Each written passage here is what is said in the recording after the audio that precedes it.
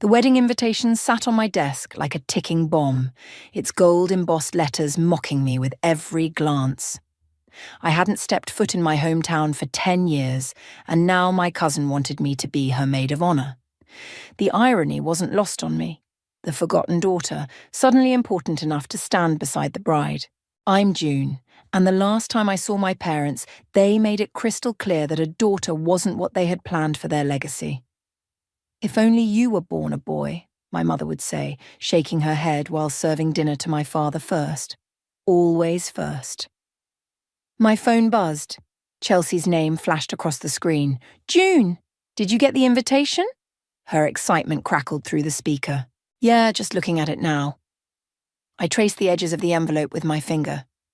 "Are you sure about this? Your parents might not—" "Stop right there," she cut in. "It's my wedding, and you're the only person I want standing next to me. Besides, Francisco adores you. He says you're the kind of woman who makes things happen." I smiled despite myself. My tech company had just closed its biggest deal yet, and the industry magazines were starting to take notice. "That's sweet of him. But Chelsea, you know how things are with—" "They ask about you, you know," she said softly. "Your parents. They see your name in the business sections. Mum says Aunt Eleanor keeps every article." My throat tightened. Funny way of showing it. 10 years of silence and they're collecting articles like proud parents. "There's something else," Chelsea hesitated. "They want to talk to you at the wedding. Your mum specifically asked if you'd be there." The familiar anger bubbled up, but I pushed it down. "Did she say what about?" "No, but June, things change. People change." I glanced at my laptop screen where a draft of our company's latest financial report waited for my review. The numbers were good. Better than good. We'd grown exponentially in the past 2 years. "Listen, Chelsea, I need to think about this. The wedding's in 3 weeks, please say yes." My office door opened and Rhett walked in, carrying 2 coffee cups. He raised an eyebrow at my expression. "I'll call you back," I told Chelsea, hanging up. "Wedding drama?" Rhett placed a cup on my desk. "You look like you've seen a ghost." "Worse. My parents want to talk." He sat down, leaning forward. "The same parents who told you that investing in your education was a waste because you'd just end up someone's wife?" "The very same." I took a sip of coffee. "Chelsea says they've changed." "People don't change that much, June. They just get better at hiding who they are." He paused. "Unless they need something." A new message popped up on my phone from Lisa, my childhood friend. "Just heard you might come back for the wedding. Your mum was at the grocery store telling everyone how proud she is of her successful daughter. Something's up." I showed Rhett the message. He let out a low whistle. "Suddenly proud, huh? Right when your company's making headlines?" My thoughts exactly. I stood up and walked to the window, looking out at the city skyline I'd grown to love. You know what the worst part is? A tiny piece of me still wants their approval. Pathetic, right? "Human," Rhett corrected. "But don't let it cloud your judgment. You built all this," he gestured around the office, "without them. While they were busy wishing for a son, you were becoming someone their imaginary heir could never match." My phone buzzed again. Another message from Chelsea. "There's something else you should know. It's important. Can we talk?" I showed Rhett the message. "Go to the wedding," he said firmly. "Whatever they want, whatever game they're playing, face it head on. You're not that scared teenager anymore." I picked up the invitation again, running my fingers over my name. June Spencer, not June Simmons. I'd changed my last name the day I left home, choosing my grandmother's maiden name, the only person in my family who had believed in me. "You're right," I told Rhett. "I'll go, but not for them." I pulled out my phone to text Chelsea. "I'm in, but first tell me everything." Her response came immediately. "Not over text. Can I come by your office tomorrow? There's a lot you need to know before you face them."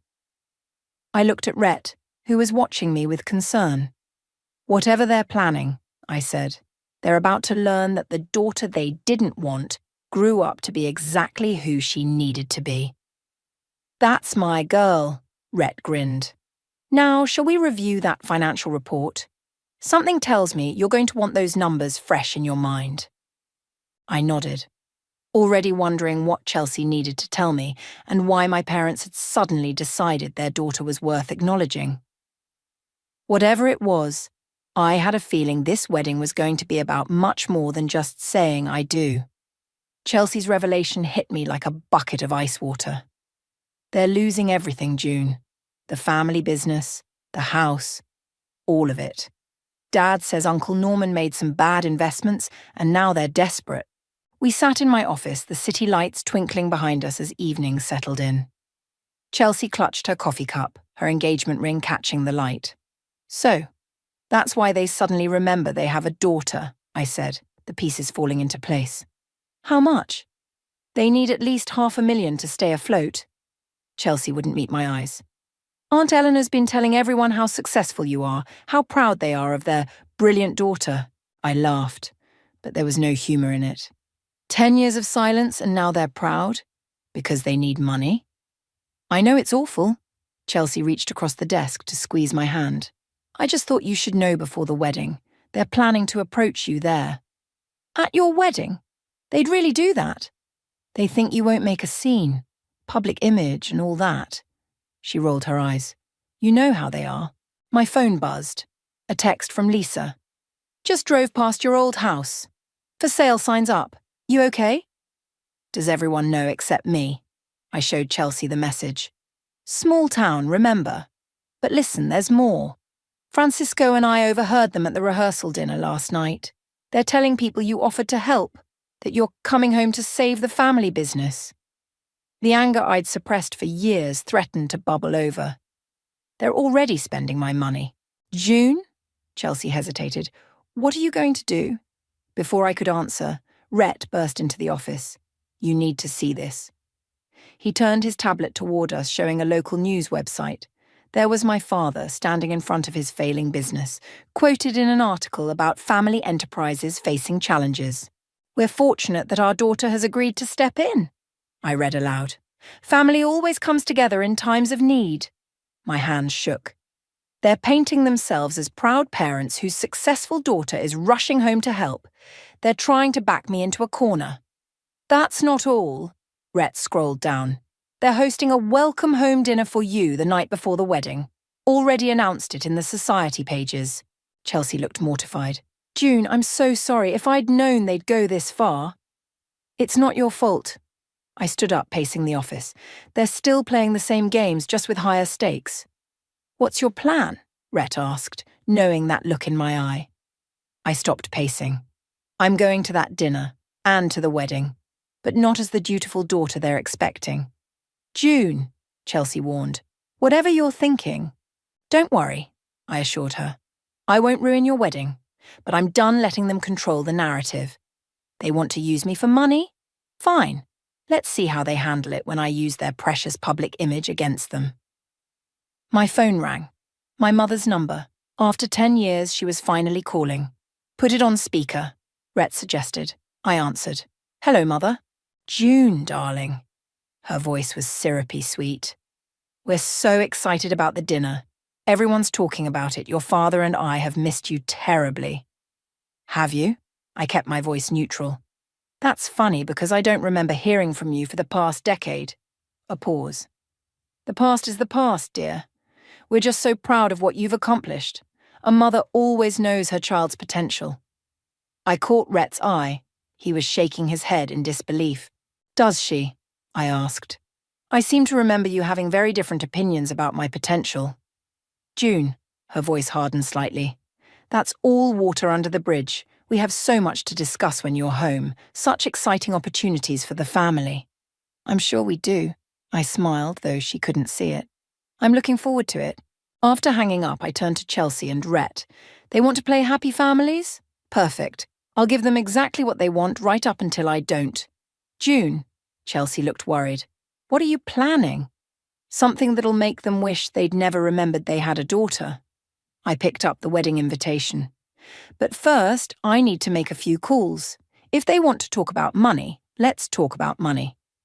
Rhett grinned. Need any help? Actually, yes.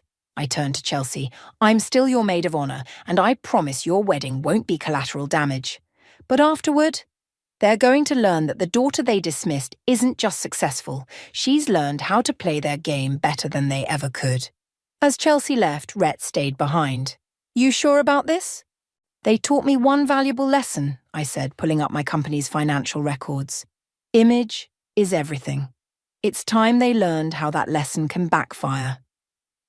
The welcome home dinner was exactly as I expected, a carefully orchestrated show of family unity. My mother had arranged everything perfectly, from the fresh flowers to the strategic seating of influential guests. I wore my most expensive suit, playing my part. June, darling, my mother air-kissed my cheeks as I arrived. You look wonderful. Success clearly agrees with you. Mother, I smiled, matching her artificial warmth. You've outdone yourself with the arrangements. Well, we had to celebrate properly, she lowered her voice. Everyone who matters is here. I scanned the room. Local business owners, family friends, even a reporter from the local paper.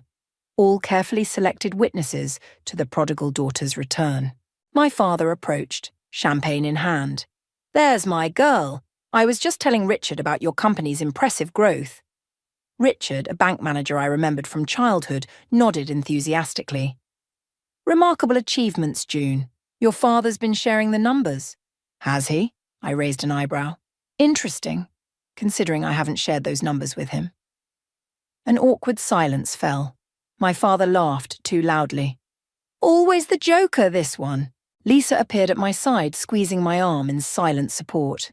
June, let me grab you a drink. At the bar, she whispered, They've been talking you up all evening. Your mum's practically glowing with maternal pride. 10 years too late, I muttered, accepting a glass of wine. June, my father's voice behind me. Could we have a moment? In private?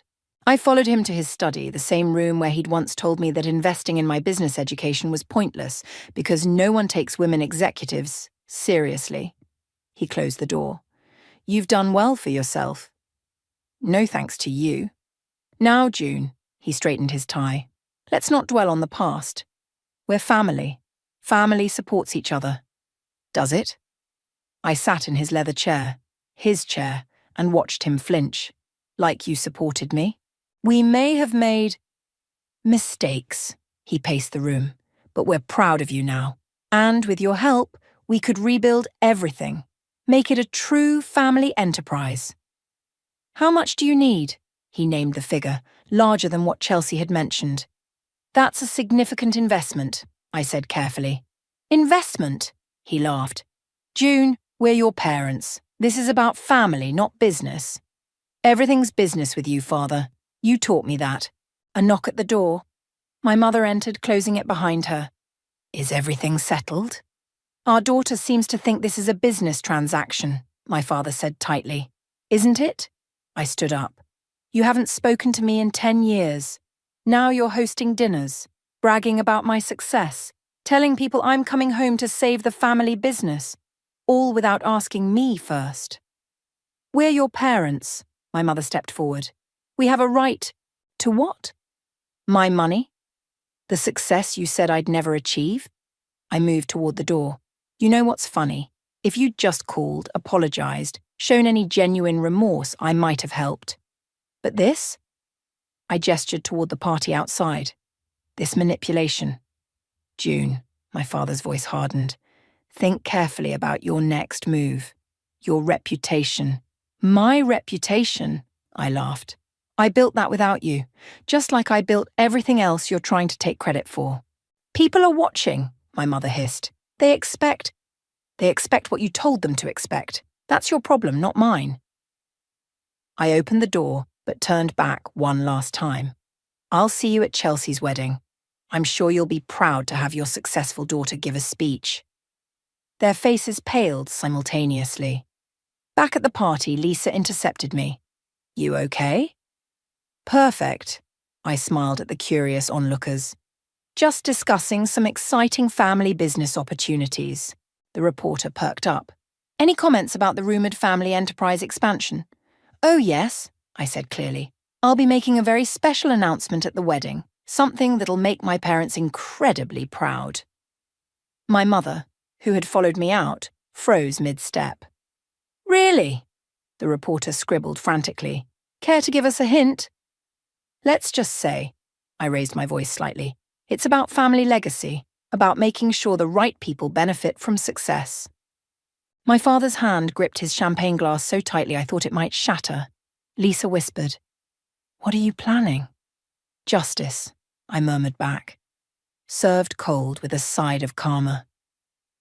As I left the party, I heard my mother making excuses about my jet lag. But I didn't care. Let them spend the next few days wondering what I'd do. Let them taste the anxiety they'd fed me for years. The wedding was in 2 days and I had preparations to make. They wanted their successful daughter to make a statement. I'd give them one they'd never forget. "You're doing what?" Rhett's voice crackled through my phone's speaker as I paced my hotel room. "June, that's either brilliant or insane." "Maybe both," I said, reviewing the documents on my laptop. "The paperwork's ready. I just need to make it public at the right moment." Lisa burst into my room waving her phone. "Have you seen this?" She pulled up a local news article. "Local success story returns. Family reconciliation leads to business merger." "They're still pushing the narrative," I muttered, "even after last night." "Your mum's been calling everyone." Lisa sat on the bed. "Damage control. Saying you were tired from travel, that everything's proceeding as planned." My phone buzzed. Chelsea calling. "June? Are you sure about tomorrow?" "Don't worry about your wedding," I assured her. "The reception speech is when everything happens. Your ceremony will be perfect." "It's not that," she hesitated. "Your mum just called Francisco's parents. She's telling everyone you're making a major investment announcement during your speech." Rhett, still on speaker, laughed. "They really don't know when to quit, do they?" A knock at my door. Lisa opened it to find Francisco standing there, looking concerned. "June," he stepped in, "we need to talk. Your father cornered my dad at the rehearsal dinner. He's basically promised them a business partnership through you." "Of course he has." I closed my laptop. "They're trying to force my hand by creating expectations." "It's more than that," Francisco sat down. "They're leveraging these promises for immediate loans, using your supposed involvement as collateral." "What?" I stood up sharply. "That's fraud." "Only if you don't follow through," Lisa pointed out. "They're betting you won't humiliate them publicly." "Watch me." I pulled out my phone, dialing my lawyer. "Sarah, move forward with everything we discussed. Yes, tomorrow. And contact the SEC about those unauthorized promises." After hanging up, I turned to Francisco. "I need a favor. Can you make sure my speech is moved to right after dinner? Before anyone leaves?" He nodded. "Already done. Chelsea suggested it." "Perfect." I opened my laptop again. "Now, about that charity foundation. The one you're announcing tomorrow." Lisa peered at my screen. "How much are you actually donating?" "Everything they asked for, plus interest." I showed her the figures. "But instead of bailing them out, it's going to help girls who've been told they're not enough." Rhett whistled through the phone. "That's going to leave a mark." "June." Francisco looked worried. "They're going to lose everything." "They already lost everything that mattered," I replied. "They just don't know it yet." Another knock. This time it was my mother. Lisa quickly closed my laptop as she entered. "June, darling, we need to discuss tomorrow's announcement." She looked pointedly at my friends. "Privately. Anything you have to say, you can say in front of them." She pressed her lips together. "Fine. Your father's arranged everything. When you announce the investment..." "Who said I'm announcing an investment?" She faltered. "But you must. We've already told everyone." "That's your problem, Mother. Making promises about money that isn't yours. We're your parents." "Really?" I stood up. "Where were you when I needed parents? When I was building my company from nothing? When I changed my name because I couldn't bear to carry yours?" She flinched. "We made mistakes." "No," I cut her off. "Mistakes are forgetting birthdays or missing school events. What you did was systematic emotional abuse, and now you want to profit from the success I achieved despite you? You ungrateful." She caught herself, aware of our audience. "Think about what you're doing. Your father's reputation will be exactly what he deserves." I opened the door. Now, if you'll excuse me, I have a speech to finish. After she left, Francisco let out a low whistle. That was intense. Tomorrow will be worse, Lisa warned. Tomorrow will be justice, I corrected, reopening my laptop. Rhett, is everything set on your end? Press release ready to go the moment you finish your speech, he confirmed. Local and national media already interested. Good. I pulled up my speech document. Because tomorrow, my parents are going to learn that the daughter they never wanted grew up to be exactly who she needed to be, someone who won't let them hurt anyone else the way they hurt me. Lisa hugged me. Want us to stay while you practice? No, I smiled. I've got this. 10 years of practice, remember? As they left, I looked at the speech one last time. Tomorrow, at my cousin's wedding reception, I would finally say everything I'd held back for a decade. And I would do it in a way that would make it impossible for my parents to twist the narrative. They wanted their successful daughter to make a statement. They were about to get exactly what they asked for. Chelsea's wedding was beautiful. As maid of honor, I stood beside her, watching her marry Francisco with genuine joy. My parents sat in the front row, practically glowing with anticipation of my upcoming announcement. The local newspaper photographer kept his lens trained on our family exactly as they'd planned. At the reception, my mother worked the room like a politician, dropping hints about the exciting family business news to come. My father huddled with potential investors, making promises he thought I'd have to keep. Lisa squeezed my arm. You okay? Never better. I watched the servers clearing dinner plates. Almost time. Francisco's father approached, beaming. June. Norman's been telling me about the merger plans. Brilliant strategy. Has he? I smiled pleasantly. How interesting. The DJ's voice cut through the chatter. And now we'll hear from our maid of honor, June. My mother practically pushed people aside to get a better view, her camera ready. The local reporter flipped to a fresh page in his notebook. I stepped up to the microphone, my hands steady. The speech I'd prepared felt like a weapon, loaded and ready. When Chelsea asked me to be her maid of honor, I was touched. Family hasn't always been... I paused, meeting my mother's eyes. Straightforward for me. The room quieted. My father's smile flickered. You see, I learned early that family isn't just about blood. It's about who believes in you when you have nothing, who supports you when you're told you're not enough. My mother's camera lowered slightly. Chelsea was there when I started my company, when everyone said a woman couldn't succeed in tech, when my own parents... I let the words hang, watching them squirm. Well, let's just say they had different expectations. The reporter's pen scratched frantically. But today isn't about the past. It's about the future. About legacy. I pulled out an envelope. My parents have been telling everyone about an exciting business announcement. They're right. I do have one. My father sat up straighter, triumphant. Several investors leaned forward. I'm announcing the creation of the Spencer Foundation for Girls in Technology, funded with an initial endowment of $1 million, twice what my parents recently asked me for. The room erupted in murmurs. My mother's camera clattered to the table. This foundation will support girls who've been told they're not enough, who've been denied opportunities because of their gender, who've had to build themselves from nothing. My father half rose, but my mother grabbed his arm. Every year, we'll provide full scholarships to girls who dream bigger than their circumstances, who refuse to let anyone define their worth. I looked directly at my parents, who know that real family supports you without conditions. The reporter was practically vibrating with excitement, and to launch this initiative, I'm partnering with several women-led tech firms to provide mentorship programs, because sometimes... I smiled at Lisa, at Chelsea, at all the people who'd actually supported me. The family you choose is stronger than the family you're born into. I raised my glass. To Chelsea and Francisco, thank you for showing me what real family love looks like. The applause was thunderous. My father stormed out, followed by several confused investors. My mother sat frozen, her carefully crafted narrative crumbling around her. Chelsea hugged me, whispering, "That was perfect." The reporter rushed over. "June, Can you comment on your parents' recent statements about a family business merger? I'm afraid they spoke without consulting me, I said clearly.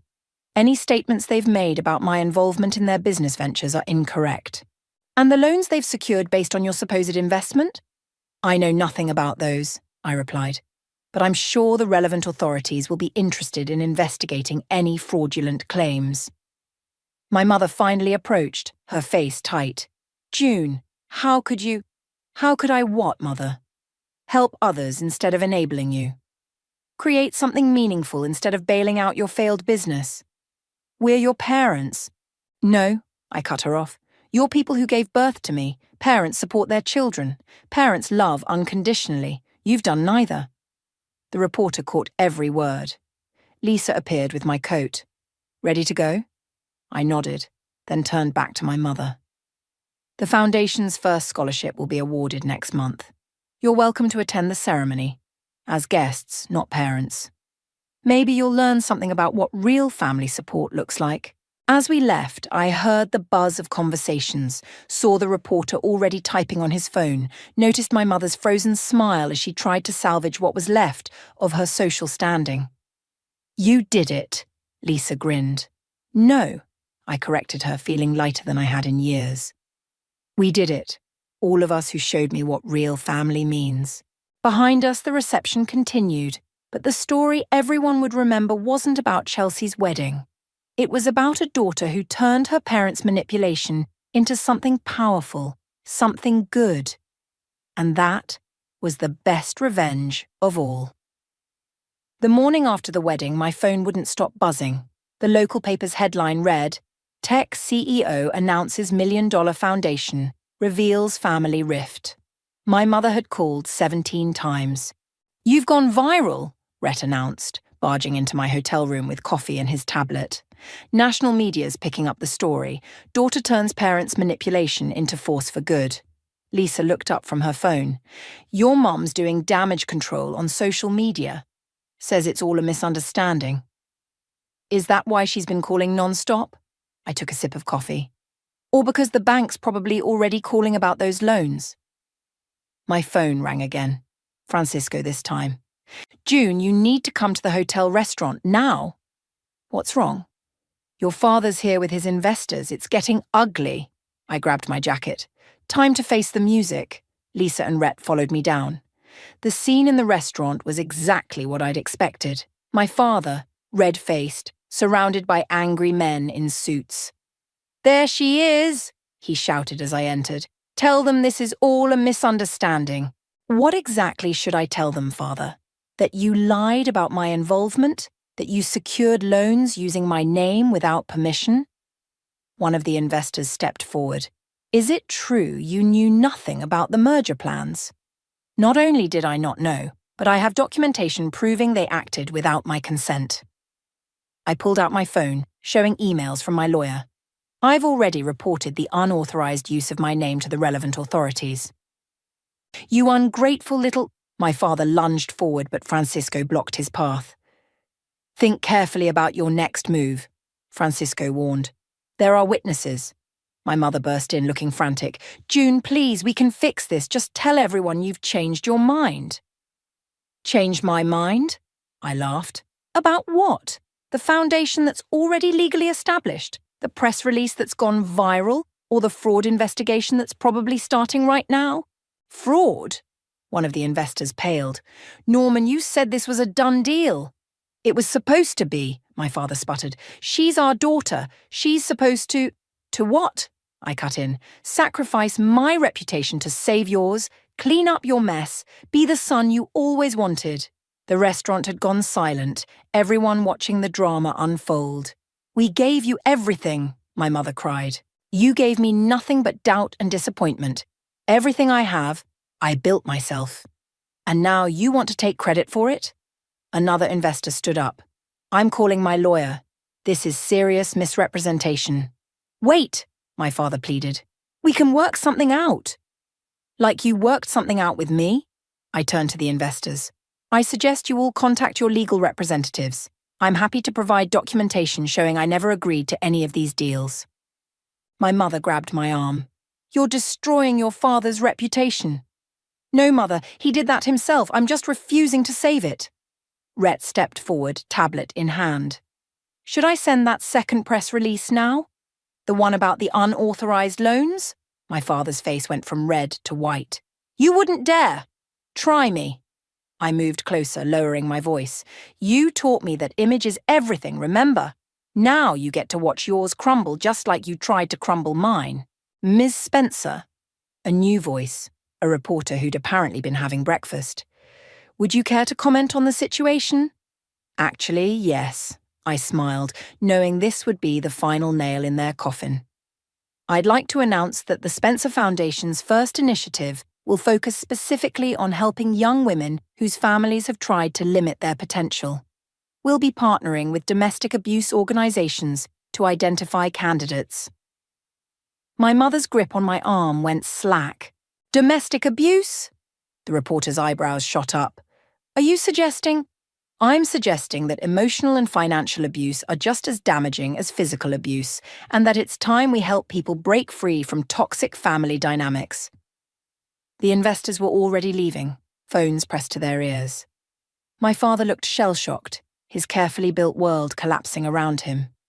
You've ruined us, he whispered. No, I corrected him. You ruined yourselves. I just refused to be your safety net. Lisa appeared at my side. Your car's ready. We should head to the airport. I turned to leave, then paused. The Foundation's first ceremony is in a month. I meant what I said. You're welcome to attend. As guests. Maybe watching other parents support their daughters will teach you something. As we walked out, I heard my mother start to cry, heard my father trying to call after his fleeing investors. But for the first time in my life, their drama wasn't my problem.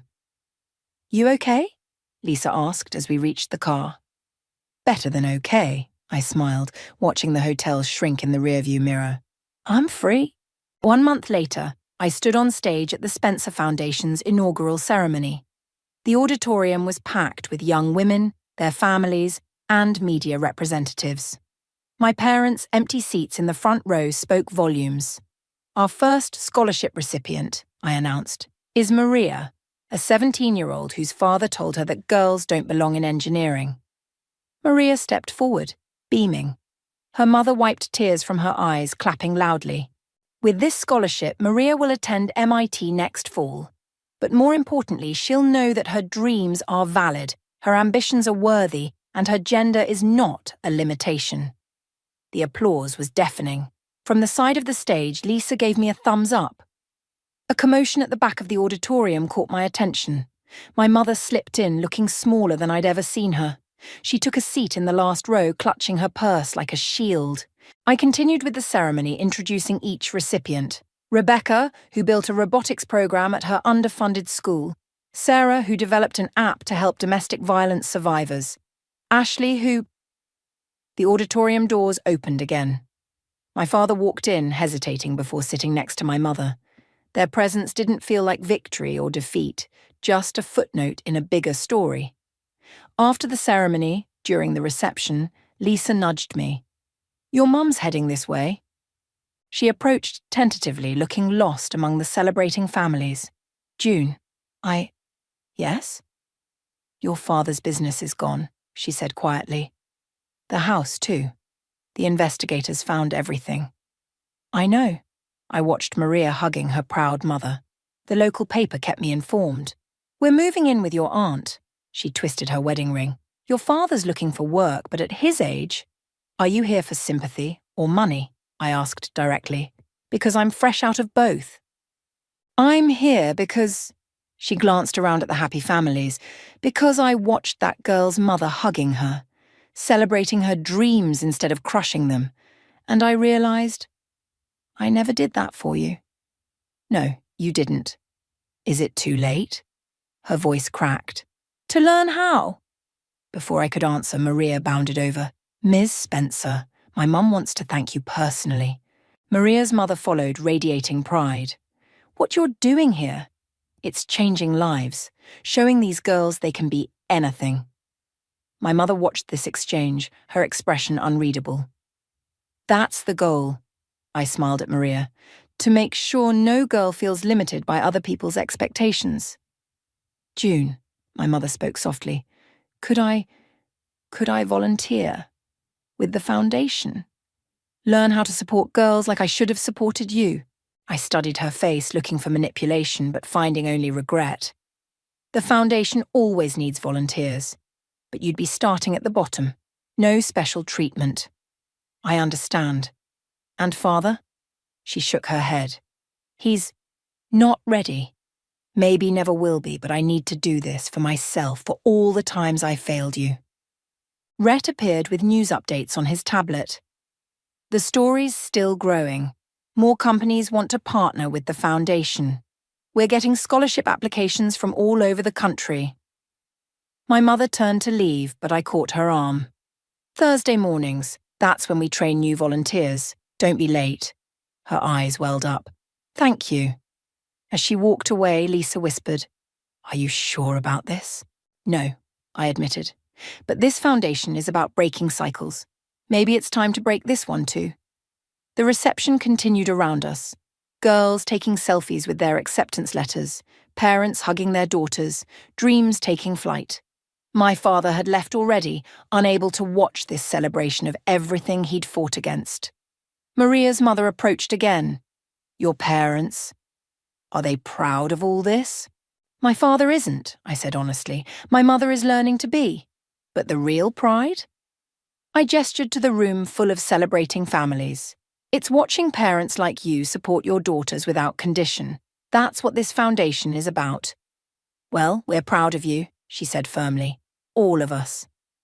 Later, as we packed up, Rhett showed me more news updates. My father's business collapse, the investigation findings, the community's reaction. Karma's real, Lisa commented. Maybe. I watched my mother helping clean up, trying to find her place in this new world. But so is growth. If she's genuine about learning, then this foundation will have changed one more life, Rhett finished. I looked around the auditorium, now empty except for echoes of joy and possibility. My revenge had transformed into something bigger than family drama. It had become a force for change. Ready to go? Lisa asked. Almost. I took one last look at the stage, just remembering something my father used to say about legacy. Turns out he was right, just not in the way he meant. We left together, leaving behind the weight of old expectations and carrying forward the promise of new beginnings. The Spencer Foundation's office buzzed with activity as I reviewed applications with our team. My mother sat at a volunteer desk, carefully organising candidate files. 3 months of showing up every Thursday had earned her a regular position, though some staff still watched her warily. June, she approached my desk hesitantly. You should see this application. I took the file, reading the girl's story. 16, brilliant at coding, parents refusing to support her dreams, history repeating itself. Her situation. My mother's voice wavered. It's like looking in a mirror, isn't it? The difference is she'll get support. I pressed the approval stamp on the application. That's why we're here. Lisa burst into the office, waving her phone. Your father's on the local news. She pulled up the video. There he was being interviewed outside his new job, a junior position at a small firm. I lost everything, he said to the camera, because I couldn't accept that times have changed. My daughter, he paused, looking directly at the lens. She proved me wrong about everything. Turn it off, I said quietly. He's been asking about you, my mother ventured, watching all the foundation's progress. Good for him. I turned back to the applications. Rhett walked in with Chelsea and Francisco. Surprise inspection. We brought lunch. And news, Chelsea added. We're having a baby. A girl. The office erupted in cheers. My mother hung back, uncertain of her place in this celebration. Have you told your parents? I asked Chelsea. Yes. And, she hesitated. Uncle Norman asked if you'd be the godmother. He said, and I quote, she'd teach her to be strong. The room went quiet. My mother dropped a stack of files. Did he now? I kept my voice neutral. Interesting timing. He's changed, June, my mother said softly. We both have. Watching you build this, help these girls. It's shown us everything we did wrong. Mom, I finally looked at her directly. You've proven you want to change. You show up, you do the work, you face your mistakes. But him? One TV interview and a message through Chelsea doesn't erase everything. I know, but the office door opened again. My father stood there, looking uncomfortable in his off-the-rack suit. What are you doing here? I stood up. I came to apply. He held up a volunteer form. To learn, like your mother has. Lisa moved protectively closer to me. Rhett crossed his arms. Why now? I demanded. Because I was wrong. He stepped forward. About everything. About you, about women in business, about what makes a legacy worthwhile. He gestured around the office. This is worth more than any business I ever built. It's not that simple. I know. He placed the volunteer form on a desk. I'm not asking for forgiveness. I'm asking for a chance to learn, to understand, to do better.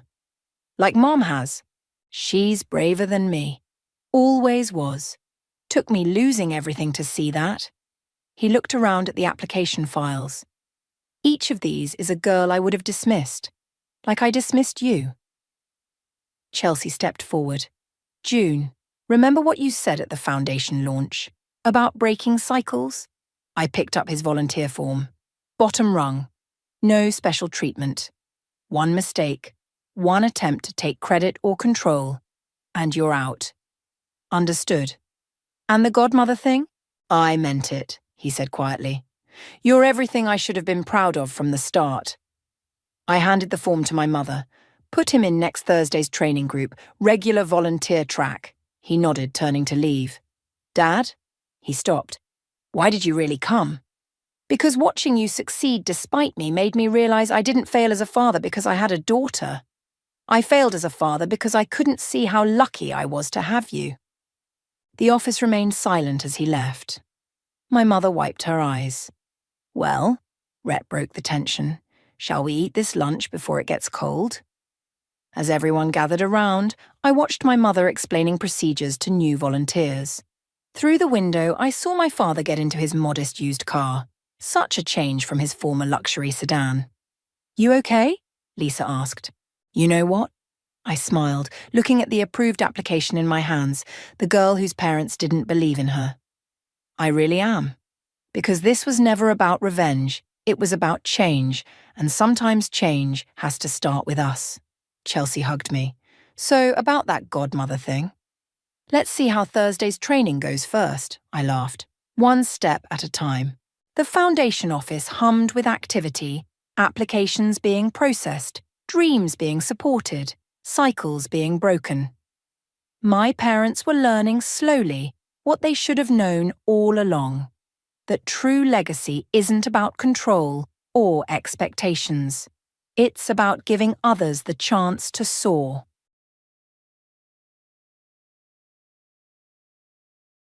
Life at 32 wasn't quite what I'd pictured. Working as a dentist in a bustling clinic, you'd think I had it all sorted. But behind the professional smiles and polished veneers of my day-to-day, my personal life was fraying at the edges. Ethan and I, Kelly, we'd been hitched for 8 solid years. 8 years that felt both like a blink and a lifetime, especially now that the warmth had seeped out of our marriage, leaving a chill I couldn't shake. We never had kids, not that we didn't try. It just never happened for us, and lately, that felt like less of a disappointment and more like a dodged bullet. My dad's death hit me like a freight train when I was just a kid, leaving me and Mom to fend for ourselves. She was my rock, my safe harbor in every storm. Now, she was the one needing protection, holed up in a rehab center fighting her own battles.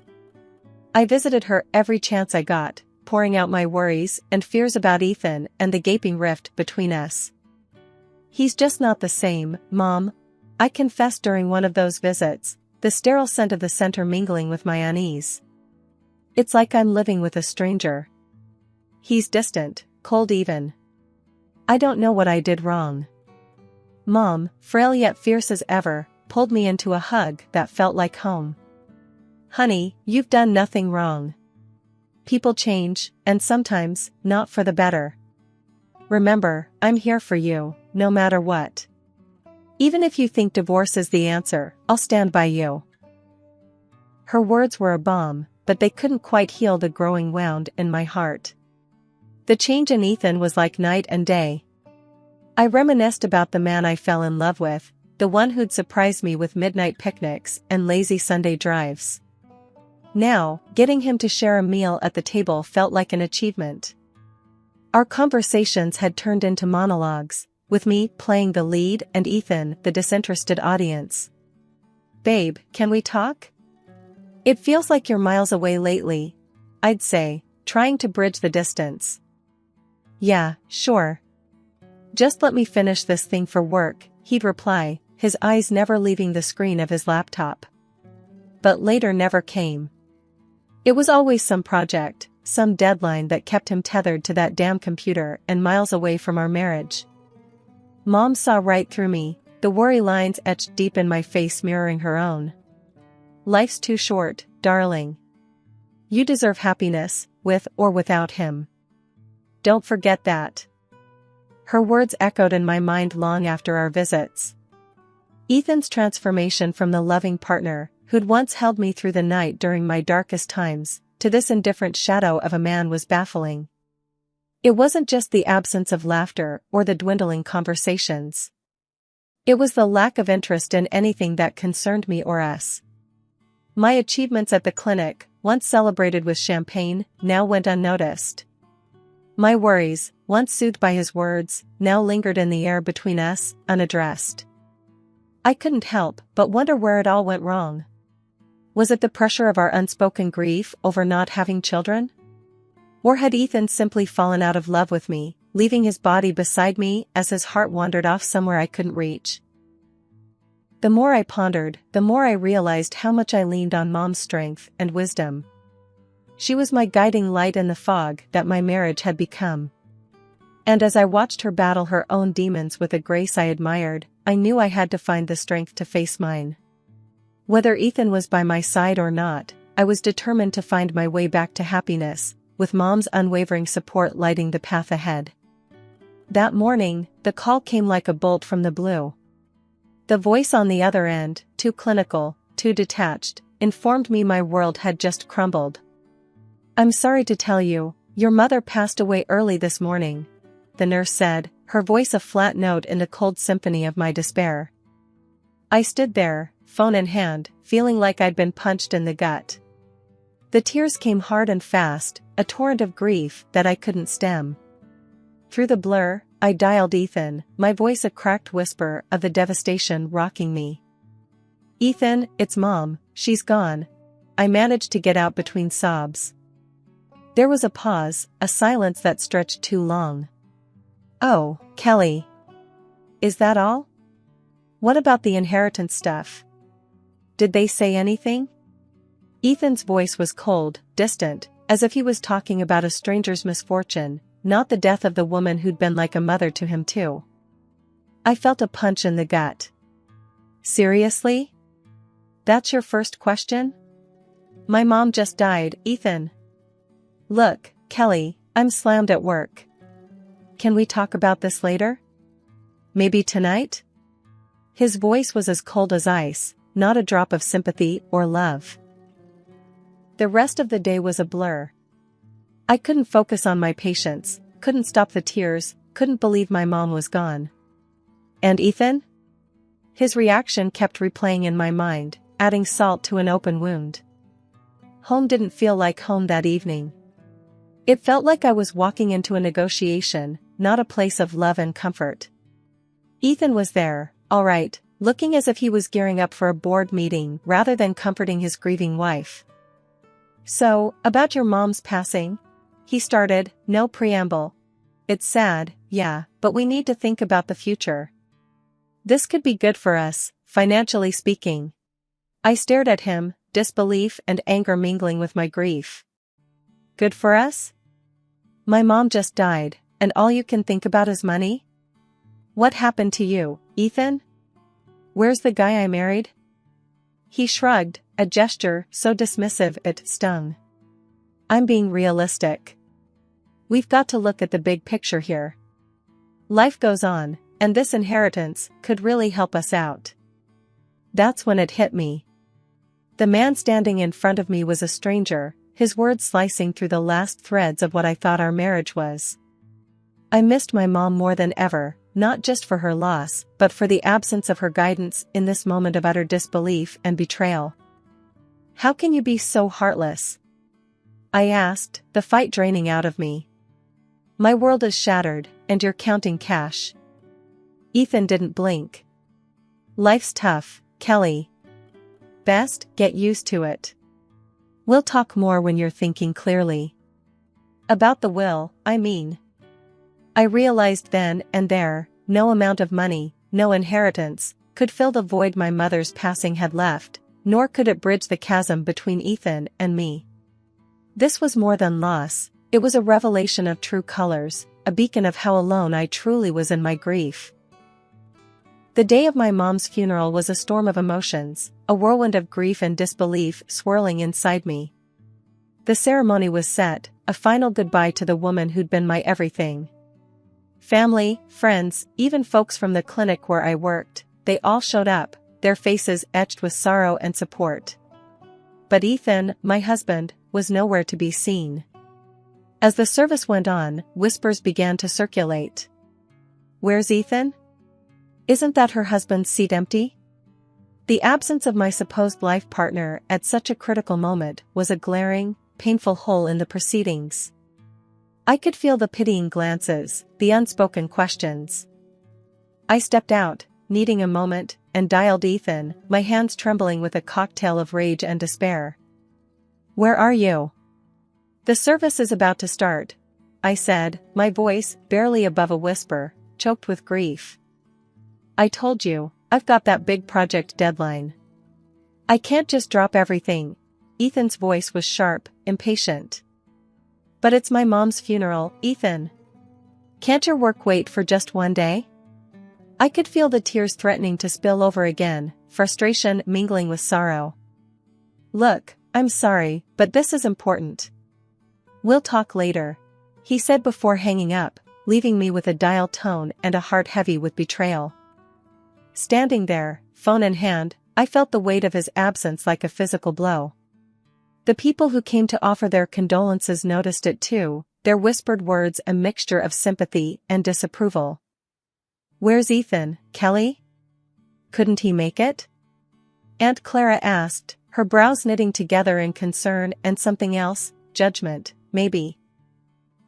"He's caught up with work," I replied, the lie bitter in my mouth. "Couldn't get away." She shook her head, patting my hand with a sigh. "You're too good for him, dear." The ceremony passed in a blur, each eulogy, each hymn, a reminder of the support I lacked from the one person who had vowed to be there through better or worse. The absence of my husband was a silent scream in the solemnity, his empty chair an echo of the void now in my life. After the burial, as I stood by my mother's final resting place, my cousin Michael approached, his expression a mix of anger and concern. "Kelly, I can't believe he didn't show. If you need anything at all, we're here for you." "Thanks, Mike. I just don't understand. It's like he's not the man I married," I confessed, the words tasting of salt and despair. "He's a fool, and you deserve better," Michael said fiercely. "Don't you forget that." That night, the house felt emptier than ever. Ethan didn't come home, didn't call. It was as if the funeral had been for our marriage too, not just for my beloved mother. Lying in our bed alone, I made a decision. No more excuses, no more waiting for things to get better. I couldn't be with someone who couldn't stand beside me in my darkest hour. But first, I needed to confront him, to say the words out loud. Only then could I start to heal, to rebuild from the ashes of my grief and a marriage I could no longer save. Ethan's absence at the funeral wasn't just a missed obligation, it was the final unraveling of our life together, a clear sign that it was time for me to find my path forward, alone. As dawn crept through the curtains, casting a pale light on the emptiness around me, I steeled myself for the conversation ahead, for the end of one chapter and the uncertain start of another. Since the beginning of our marriage, Ethan and I had one big dream, a home of our own, not just any home, but a place where we could grow together, maybe even raise a family. We'd sit on our cramped second-hand couch in the tiny apartment we rented, poring over house listings and dreaming of the day we'd have enough for a down payment. "It's gonna be beautiful, babe." "A big backyard, a kitchen with an island, room for the kids to play," Ethan would say, his eyes lighting up with every word. I believed in that dream just as much, imagining holiday dinners and a house filled with laughter. Fast forward to now, and that dream felt like a cruel joke. Standing in our kitchen, bank statements in hand, the reality hit me hard. Our account, once steadily growing with every sacrifice and saved penny, was empty. I felt like the floor had given way beneath me. When Ethan walked through the door that evening, I was waiting, the bank statements still clutched in my hands. "Ethan, where's our money?" "Our account is empty." "All those years of saving. What happened?" He just shrugged, a nonchalant gesture that fueled my growing anger. "Needed it for some urgent stuff." "Don't worry about it." "Urgent stuff?"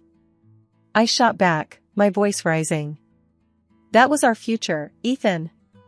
"Was it for her? For your mistress and her kid?" The accusation hung heavy in the air between us. Ethan's face went pale, his usual confident demeanor faltering. How did you know about that?" Without a word, I slammed the photos on the table in front of him, pictures of him with another woman, their intimacy undeniable, and a child that bore a striking resemblance to him. His expression crumbled, the truth laid bare between us. This is where our dreams went, Ethan? To another family?" My voice broke, the pain and betrayal slicing through me. Ethan opened his mouth to respond, but the words seemed to fail him. The man I had married, the one who shared my dreams, was a stranger now, his choices unraveling the life we had built together.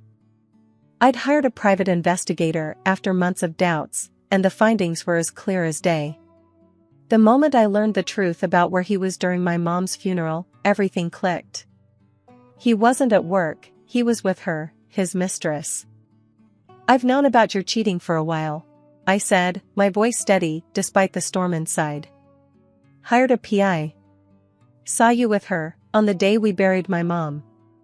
You weren't at work." Ethan laughed, a sound that once brought me joy now filled with mockery. "I've been wanting to end this for a long time," he admitted with a coldness that cut deeper than his words. "I was just waiting for you to get your inheritance.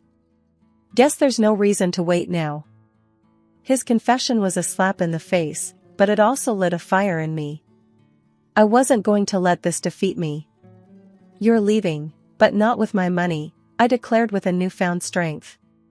I informed him of my decision to file for divorce and demanded the return of the money he'd taken from our account, money we'd saved together for a future that was now in ruins. He didn't argue, just packed his stuff and left with a smug look that made me want to scream. The moment the door slammed shut, I called my lawyer, my hands trembling but my voice clear.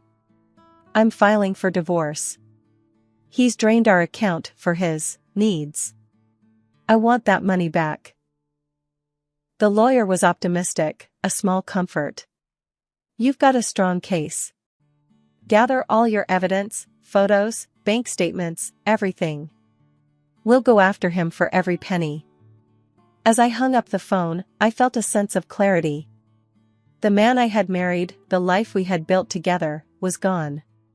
But in its place was a chance for a new beginning, one where I could rebuild on my own terms, without deceit or betrayal shadowing my steps. The courtroom was charged with tension, a silent battlefield where eyes did most of the talking. When it was finally time to face off, Ethan couldn't even look me in the eye. The judge's gavel might as well have been the final nail in the coffin of our marriage. "You're ordered to return half the savings from the joint account," the judge declared, his voice firm and devoid of sympathy for the man on the other side of the courtroom. "Additionally, you'll compensate for your deceitful actions." Sitting across from him, I could barely contain a triumphant smile. It wasn't about the money, it was about accountability. Looks like the truth's out, isn't it? I couldn't help but whisper across the aisle during a recess. He just scoffed, a hollow sound devoid of his usual bravado. Yeah, enjoy it while it lasts. He shot back, his voice a mix of bitterness and resignation. The verdict was a clear victory, a sign that justice had indeed been served. As I walked out of the courtroom, a weight lifted off my shoulders. I was finally free from the chains of a marriage built on lies. A week hadn't even passed when I heard a knock at my door, bold and demanding. There she stood, the other woman, bold as brass and twice as sharp. I'm here for my child. He deserves a share of whatever you got from your mother, she declared, chin up and eyes blazing with entitlement. I couldn't believe the audacity. After everything, this was her move? I let out a laugh, not because it was funny, but because it was absurd. You've got some nerve, showing up here and demanding money. Your child isn't my responsibility, nor is he entitled to my mother's inheritance. She bristled at that, her stance aggressive. You owe us. He left us with nothing. The only thing I owe you is a call to the police if you don't get off my property, I retorted, my patience wearing thin. The threat seemed to pierce through her bravado, and with a huff, she turned on her heel and stormed off. Watching her leave, I felt a mix of emotions. Anger, relief, but above all, a sense of closure. The door to my past was finally closing, and I could now look towards rebuilding my life, on my own terms. With the legal battle behind me and the last of the unwelcome visitors gone, I realized that this was more than just a win in court. It was a reclaiming of my life and my dignity.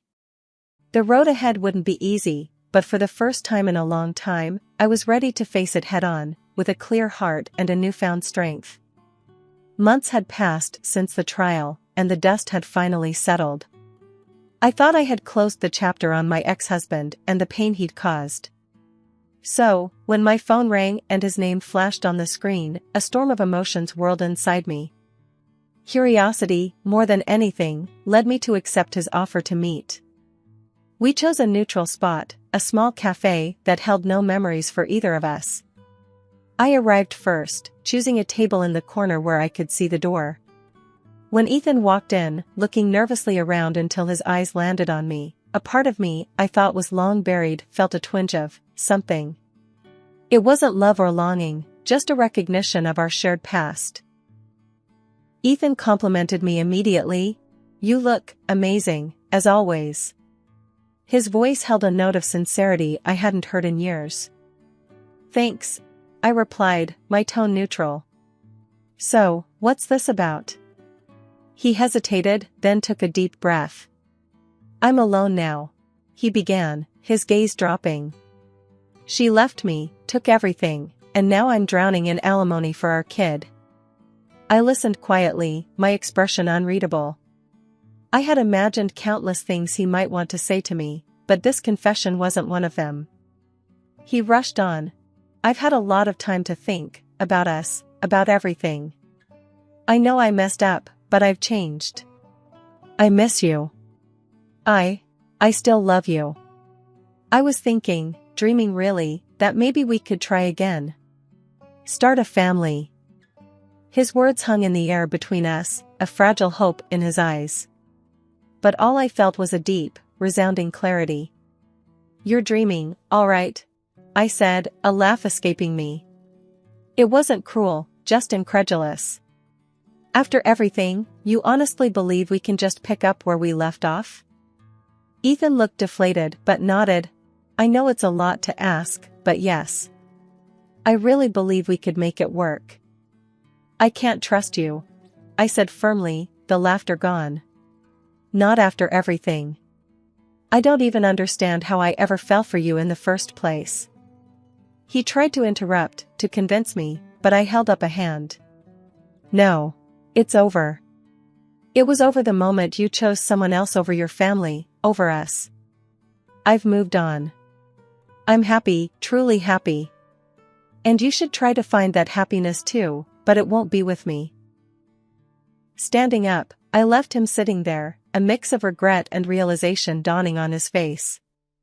As I walked away, a sense of freedom enveloped me.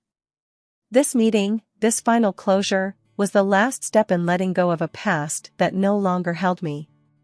I stepped out into the sunlight, ready to embrace whatever came next, proud of the woman I had become through the trials I had faced. Life took on a new hue after everything settled down.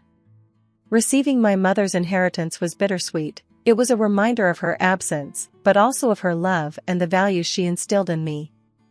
Remembering the long days she spent in the hospital, I decided to pay it forward. A significant portion of the inheritance went to a charitable foundation dedicated to improving patient care in hospitals. It felt right, like it was what she would have wanted. My days at the dental clinic were as fulfilling as ever. Helping people smile a little brighter gave me a sense of purpose and continuity. Occasionally, snippets of news about Ethan would find their way to me, painting a picture of a life spiraling out of control. Debts, it seemed, had become a constant in his life, a relentless shadow from which he couldn't escape. I won't lie and say there was no part of me that felt vindicated, but gloating over someone's misfortune, especially someone I once shared my life with, felt wrong. I preferred to think of it as the universe balancing the scales, giving out what was deserved, nothing more. Recently, life threw me a curveball, but this time it was a pleasant surprise. At a dental symposium, I reconnected with a colleague I'd only known in passing before. Our casual conversations during the conference revealed a shared passion for vintage rock music, hiking, and, surprisingly, an affinity for spicy food that could make even the bravest souls weep. We started dating not long after, finding comfort in our shared interests and in the understanding that only those who have experienced similar life trials can offer. One evening, over dinner at a cozy restaurant that had become our favorite haunt, he asked me, "How do you manage to stay so positive after everything you've been through?" I paused, considering his question. I guess I realized that holding on to bitterness is like letting someone else live rent-free in your head. Moving on, it's not just about forgetting the past, but about making peace with it. He nodded, a look of admiration in his eyes. I admire that about you. It's not easy. Smiling, I reached across the table, squeezing his hand. Life's too short to dwell on what could have been. It's about what could be.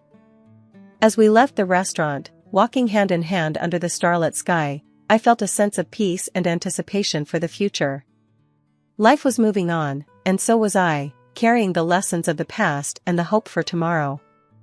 And so, as this chapter of my life closes and a new one begins, I carry with me the strength and wisdom gained from trials faced, knowing that whatever comes my way, I'll face it with a smile. Just like my mother taught me.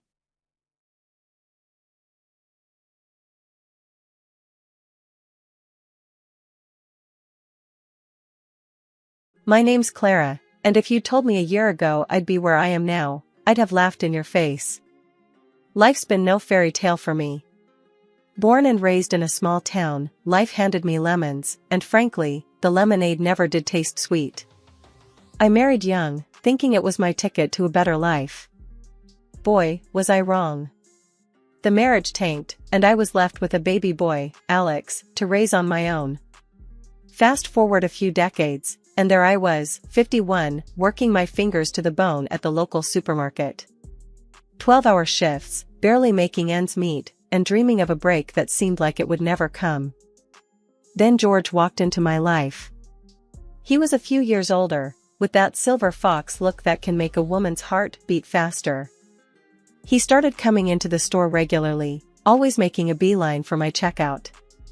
We got to talking, and one thing led to another. "Clara, have you ever thought about a different life?" George asked me one evening as we closed down the store, his eyes searching mine. Different how? Like winning the lottery and sipping cocktails on a beach? I joked, locking the doors and turning to face him. No, I mean, with someone who could take care of you, show you a world you've never seen, he said, his voice serious, almost urgent. I laughed, a bit too loudly. George, I'm past dreaming of knights in shining armor.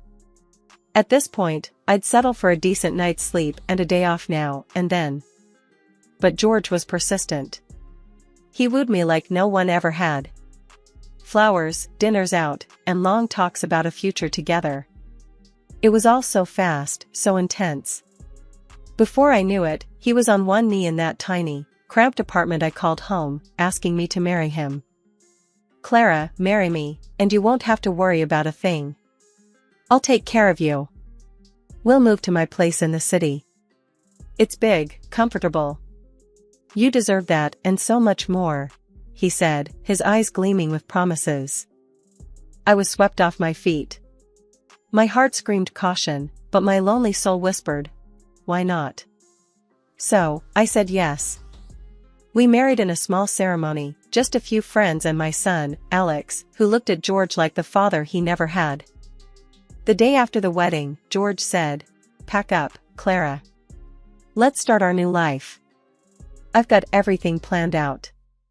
So, I did. I sold my apartment, the only real asset I had, and gave George the money.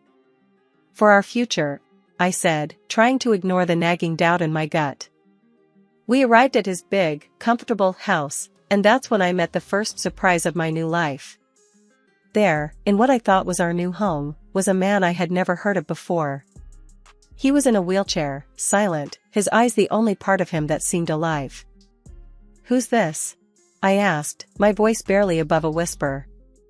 George didn't meet my eye. That's my brother, Carl. He's been like this for years. Paralyzed, can't speak. I take care of him. Your brother? Why didn't you tell me? I could feel the anger rising, but there was also a deep, sinking feeling of betrayal. I didn't want to scare you off. And I thought we could take care of him together. It's not easy, but I've managed so far, George said, his voice taking on a pleading tone. I looked at Carl, then back at George. You could have told me, George. We're supposed to be partners, remember? I know. I'm sorry. It's just, I need you, Clara. We can make this work, can't we? George reached out, but there was something in his eyes that I couldn't read. And there I was, standing in a stranger's house, my dreams of a new beginning turning to ash. But I've always been a fighter, never one to back down from a challenge. So, I rolled up my sleeves, ready to face whatever this new life threw at me. Little did I know, this was just the tip of the iceberg. Alright, George. We'll make it work. But no more secrets, okay? We're in this together, I said, trying to sound more confident than I felt. George smiled, relief washing over his face. Together, he echoed, but even then, I wondered what I had gotten myself into. Settling into George's house was like stepping into an alternate reality, one I hadn't signed up for. The big, comfortable house he boasted about was more like a full-time care facility, minus the staff. And Carl, the brother I hadn't known existed until we walked through the door, was now my responsibility too. The first few days were a blur of trying to figure out how to care for Carl, maintain the house, and adjust to a life I wasn't prepared for. Alright, George, how do we do this? You gotta show me the ropes here, I said one morning, finding George in the kitchen, nursing a cup of coffee. The sunlight streamed in, casting shadows that seemed too stark for the early hour. George looked up, his eyes weary. Clara, I know this is a lot. I should have prepared you better. Carl needs constant care, and I've been managing alone, but it's hard. Managing? You call this managing? I couldn't keep the edge out of my voice. You've been hiding this from me. You think I'm just gonna step in and play nurse? Clara, please. George's voice was low, pleading. I need your help. It's just until we figure something out. Carl's condition, it's not easy. I took a deep breath, trying to quell the rising tide of anger and betrayal. Fine. But you're gonna teach me everything. And I mean everything, George. I'm not a miracle worker. Of course. Thank you, Clara. George seemed genuinely relieved, but it did little to ease my frustration. The following weeks were a crash course in caregiving that I never wanted. George showed me how to lift Carl, change him, and manage his medications. The tasks were daunting, and the responsibility weighed heavily on me. Part of a family I didn't choose, in a life that felt like a trap. As the days turned into weeks, I found myself adapting out of necessity. Carl, despite his condition, was a gentle soul. His eyes spoke volumes, and in them, I saw gratitude and a kind of silent camaraderie. "Hey, Carl, how we doing today?" I'd ask, trying to keep the mood light as I went about my tasks. Carl couldn't respond, but his eyes would follow me, and occasionally, there'd be a flicker of something that looked like a smile. "It's just you and me, buddy," I'd say, half joking, half serious.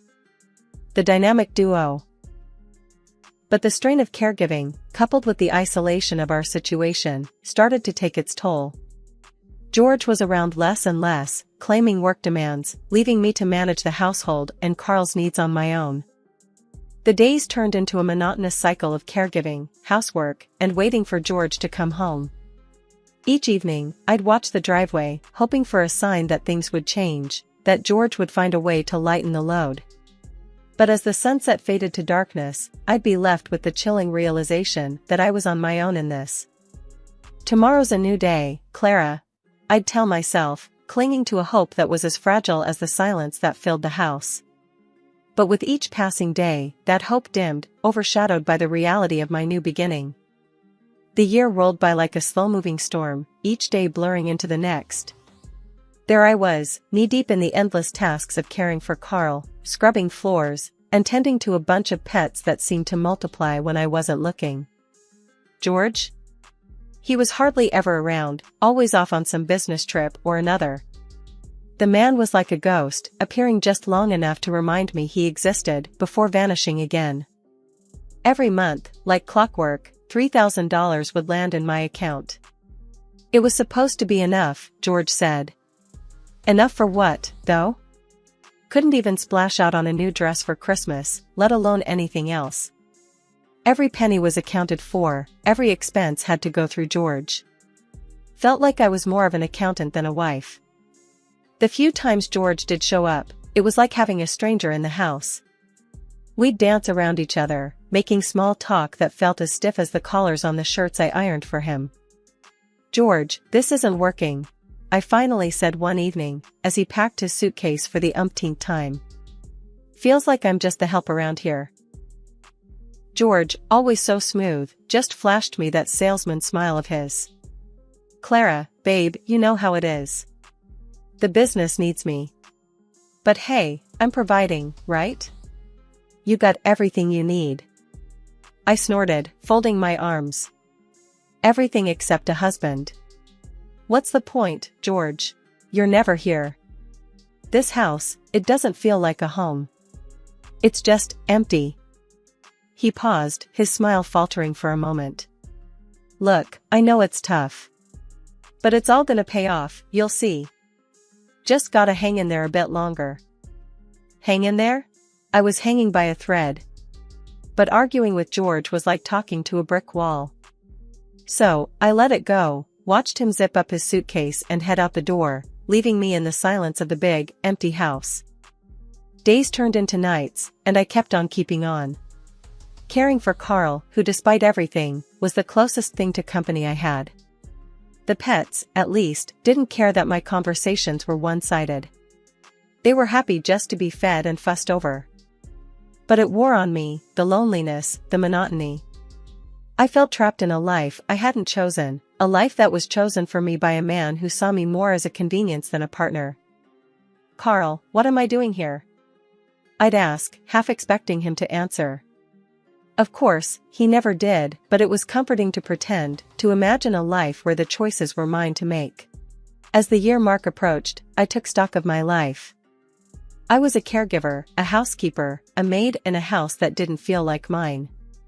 My husband, a ghost, only present in the money he sent and the brief visits that left me feeling more alone than ever. That year, as autumn turned the leaves golden, a letter arrived that would flip my world upside down. It was addressed to Carl, but with George away, as usual, curiosity got the better of me.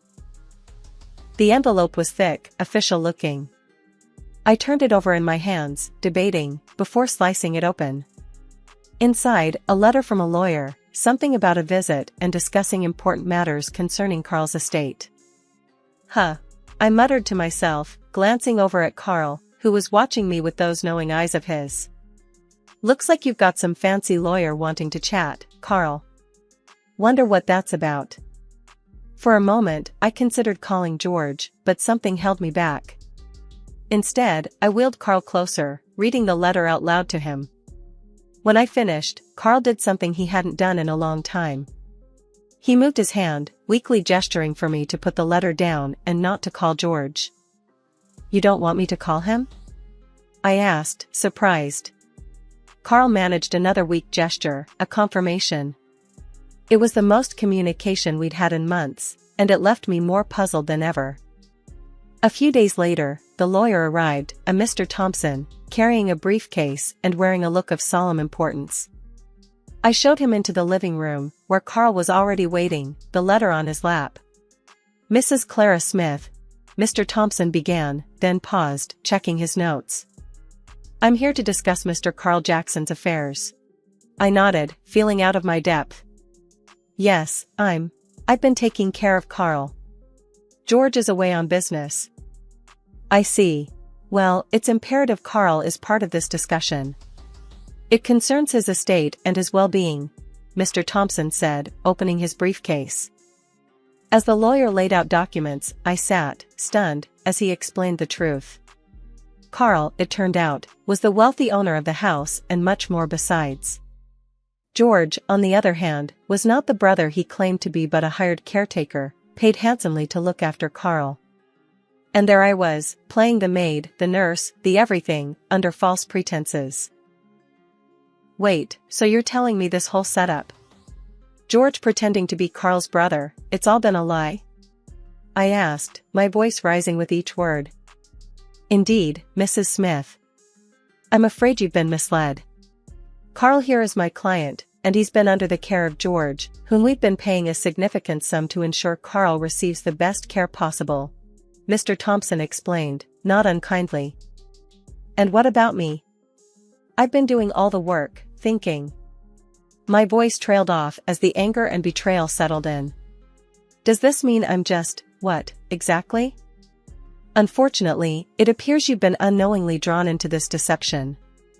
This is a matter we need to rectify, for Carl's sake and for legal reasons, Mr. Thompson continued, glancing sympathetically at me then at Carl. The room spun as the implications of Mr. Thompson's words sunk in. All this time, George had been using us, for his own gain. And Carl, unable to speak for himself, had been trapped in this lie alongside me. So, what happens now? I asked, feeling a mix of fear, anger, and an overwhelming sense of betrayal. We will need to reassess Carl's care arrangements, including revisiting the financial agreements, Mr. Thompson said, closing his briefcase with a final click. As the lawyer left, promising to be in touch with next steps, I turned to Carl, tears in my eyes. I'm so sorry, Carl. I had no idea. We'll sort this out, I promise. Carl's eyes met mine, and in them, I saw a glimmer of something like forgiveness, or maybe just understanding. It was a small comfort, but in that moment, it was all I had. After the bombshell Mr. Thompson dropped about my entire life being a lie, he hit me with another gut punch. Unfortunately, you'll have to leave the house, he said, his voice all business, no warmth. Panic gripped me like a vice. Leave? To where? My apartment, my little bit of independence, was gone, sold because of George's sweet-talking lies. I gave him everything, and now I was about to be left with nothing. That night, I cried until the tears wouldn't come anymore, my heart a mix of hurt, betrayal, and fear. By morning, desperation replaced despair. I had to do something, anything. With a shaky resolve, I approached Carl. Even though he couldn't respond, I hoped he could understand. Carl, I've got nowhere to go. I started, my voice cracking. I was wondering, maybe, could I work for you? Officially, I mean. I can take care of you, like I've been doing. It was a shot in the dark, but Carl's eyes, they always seemed to understand more than he let on. And in that moment, they told me I wasn't alone in this mess. Mr. Thompson was called back in, and I laid it all out, raw and unfiltered. I'd been doing the job anyway, haven't I? Taking care of Carl, the house, everything. I need this job. Plus, you won't find anyone who cares about Carl more than me. To my surprise, Mr. Thompson didn't immediately shut me down. Instead, he nodded, tapping his pen against his chin. Let's see what we can arrange. It's an unusual situation, but given the circumstances, it might be the best solution for Carl. The next few days were a whirlwind. Mr. Thompson worked with Carl's legal team to draft a new contract, this time with my name on it, as Carl's official caregiver. The salary was more than I'd ever dreamed of, a stark contrast to the measly sums George used to send. When Mr. Thompson handed me the contract, I felt a weight lift off my shoulders. You'll be compensated fairly for your work, and more importantly, you'll have a place to stay, he said, handing me a pen. Signing that contract was the first step towards reclaiming my life, towards something that felt like justice after months of deception. Thank you, I told Mr. Thompson, and even though Carl couldn't speak, I looked at him, adding, and thank you, Carl, for giving me a chance. With the ink drying on the contract, I felt a mix of emotions. Relief, because I wasn't going to be homeless. Pride, because I'd stood up for myself and fought for what I needed. But underneath it all, there was a thread of sadness for the life I thought I'd have with George, for the love I thought was real. In the months following my employment under the official capacity as Carl's caregiver, life took on a routine that was both comforting and challenging. One morning, as I navigated the quiet halls of the large house, I found myself reflecting on the journey that had led me here. The weight of my pending divorce and the legal battle against George hung over me like a storm cloud, yet within these walls, I found peace. Good morning, Carl, I greeted, entering his room with a tray of breakfast. How are we feeling today? Carl's response, as always, was nonverbal, a slight nod, and a glimmer of appreciation in his eyes. Over time, I'd learned to understand these subtle cues, the silent language that spoke volumes. As I busied myself with his care, I couldn't help but think about the impending court date. The thought of facing George, of recounting the web of lies and deceit he had woven, filled me with a mixture of dread and determination. The day of the trial arrived with a sense of finality. Standing outside the courtroom, Mr. Thompson at my side, I steeled myself for what was to come. You ready for this? Mr. Thompson asked, his voice steady and reassuring. As ready as I'll ever be, I replied, drawing a deep breath. It's time to close this chapter, once and for all. The proceedings were a blur, a mix of legal jargon and cold, hard facts. When it was my turn to testify, I spoke with a clarity and strength I didn't know I possessed. I told the court about George's deception, about the life I was led to believe we would have together, and the reality of my role as an unwitting caretaker. In the end, justice was served. George was convicted of fraud, sentenced to several years behind bars. Walking out of that courtroom, I felt a weight lift off my shoulders, a sense of closure that had long eluded me. Life after the trial settled into a new normal. Carl and I continued our daily routines, the house filled with a quiet respect for the bond we shared. And then, just as I had begun to find my footing, Carl passed away. The news of Carl's death was a blow, a painful reminder of the transient nature of life. Yet, in his passing, Carl left me a final gift, a gesture of immense generosity. The lawyer informed me that Carl had bequeathed his entire estate to me, a decision that left me stunned and humbly grateful. Sitting in the now quiet house, I realized the full extent of Carl's kindness. He had given me a chance to start anew, to build a life on my own terms. You've really done it, Carl, I whispered, a mix of sadness and gratitude in my voice. You've changed everything. As I navigated the challenges of running the shelter, I found a sense of purpose that had been missing from my life. Each day brought new challenges, but also new joys, the laughter and barks of animals finding new homes, new beginnings. Life had a funny way of coming full circle, I mused, sitting in the grand living room of the house that once felt like a prison, but now was truly my home. The journey from despair to where I was now, rich not just in wealth but in experiences, had been nothing short of a roller coaster. One day, as I was reviewing plans for an expansion of the animal shelter I'd founded, a knock on the door pulled me from my thoughts. Expecting maybe a delivery or a neighbor, I opened the door to find a figure from my past I thought I'd left behind for good, my ex-husband, George. "Clara, babe, look at you, living in luxury," he started, his eyes greedily taking in the foyer's opulence. "I've been thinking, about how I introduced you to all this. I reckon I'm entitled to a bit of the fortune, don't you think?" I couldn't help but laugh, a short, bitter sound.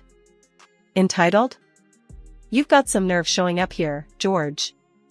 After everything, you really think you can waltz back into my life and demand money?" George shifted uncomfortably, his confidence waning under my gaze. "Come on, Clara. I was the one who brought you into Carl's life. Without me, you wouldn't have any of this." My laughter died, replaced by a steely calm. "Listen here, George. You brought nothing but lies and misery into my life. Everything I have now, I earned through my own hard work and Carl's generosity. You have no claim to any of it." He took a step forward, but I stood my ground. "I'm warning you, George. Leave now, or I'll call the police. You've lost. It's over." For a moment, it looked like he might argue further, but then the fight went out of him. With a sneer, he turned and walked away. True to my word, I watched him go, and then shut the door firmly behind him. That was the last I ever saw or heard of George. Where he ended up, I didn't care to know. Standing up for myself against George was a turning point. It was the moment I truly felt I had taken control of my life, a stark contrast to the woman I was when I first met him. Now, I was using my resources to give back, to offer a second chance to animals in need, much like the second chance I'd been given. Life was good. My son had recently married, and I was about to become a grandmother, a new chapter one couldn't wait to start. The animal shelter was thriving, a testament to the unexpected path my life had taken. Reflecting on my journey, I felt a deep sense of pride. From the ashes of my old life, I'd built something meaningful, something lasting. I had found happiness not just in the wealth and comfort that surrounded me, but in the knowledge that I was making a difference, both in the lives of animals and in the community around me.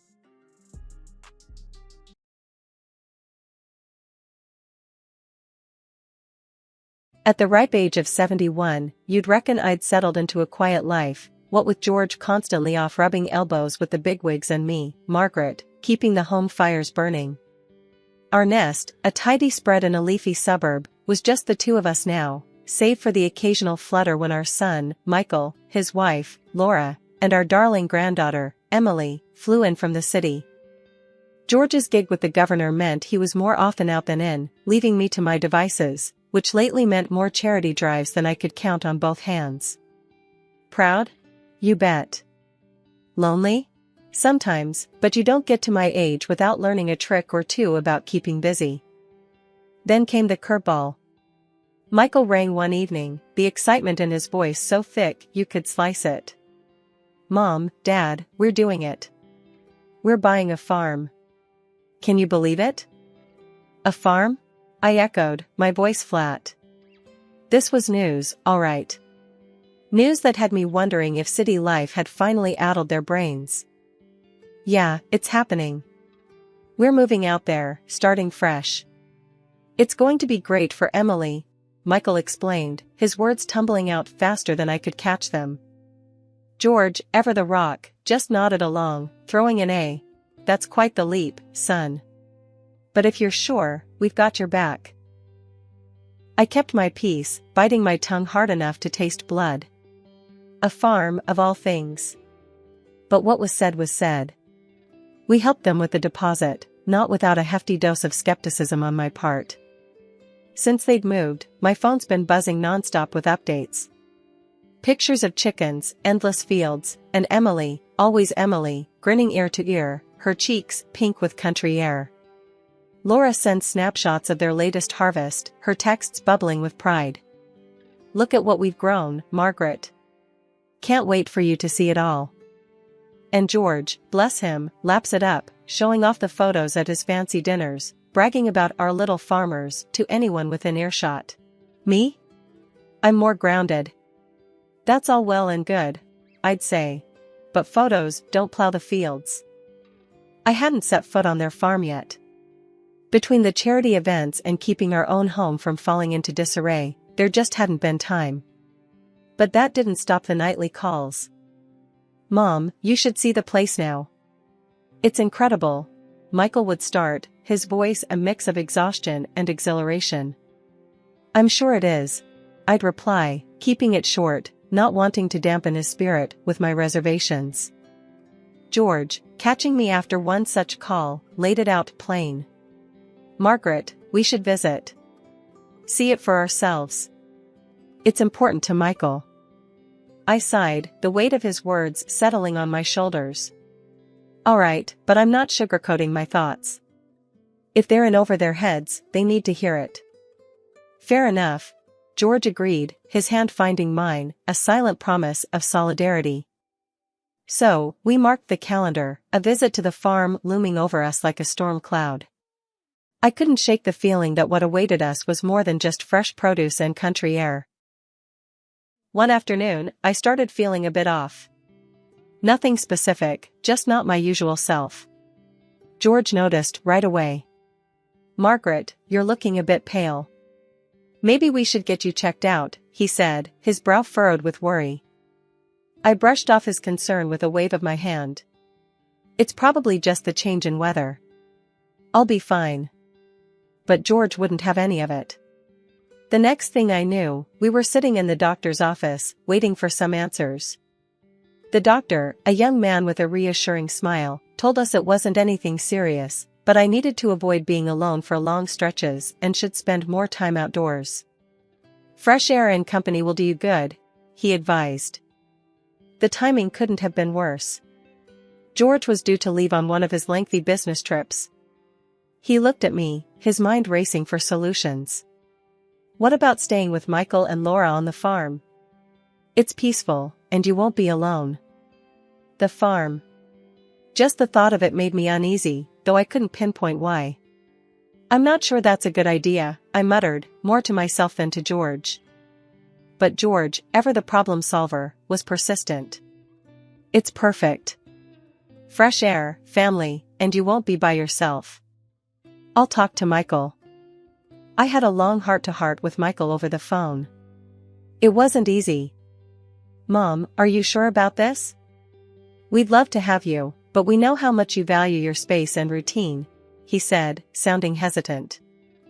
It's not my first choice, Michael, but your father thinks it's a good idea. And the doctor did say I should be around family and outdoors more, I replied, trying to sound more convinced than I felt. Laura chimed in, her voice bright but cautious. We can make it work, Margaret. It'll be nice having you with us. Emily will be thrilled. Their willingness to have me over tipped the scales. Despite my reservations, I agreed. All right, I'll give it a try.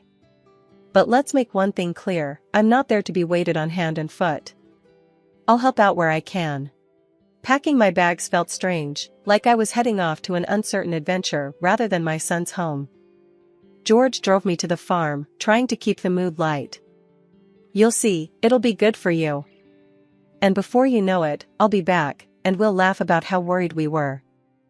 The farm was buzzing with life the day I arrived, but nobody was more excited to see me than my little granddaughter, Emily. She was all smiles and hugs, her energy infectious. We spent our days roaming the fields, reading stories under the shade of an old oak tree, and playing games that left us both laughing until our sides hurt. Emily clung to me like a shadow, her affection clear as day. It was a grandmother's dream come true, but not everyone was basking in the warmth of our bond. Laura, my daughter-in-law, wasn't too pleased with how things were turning out.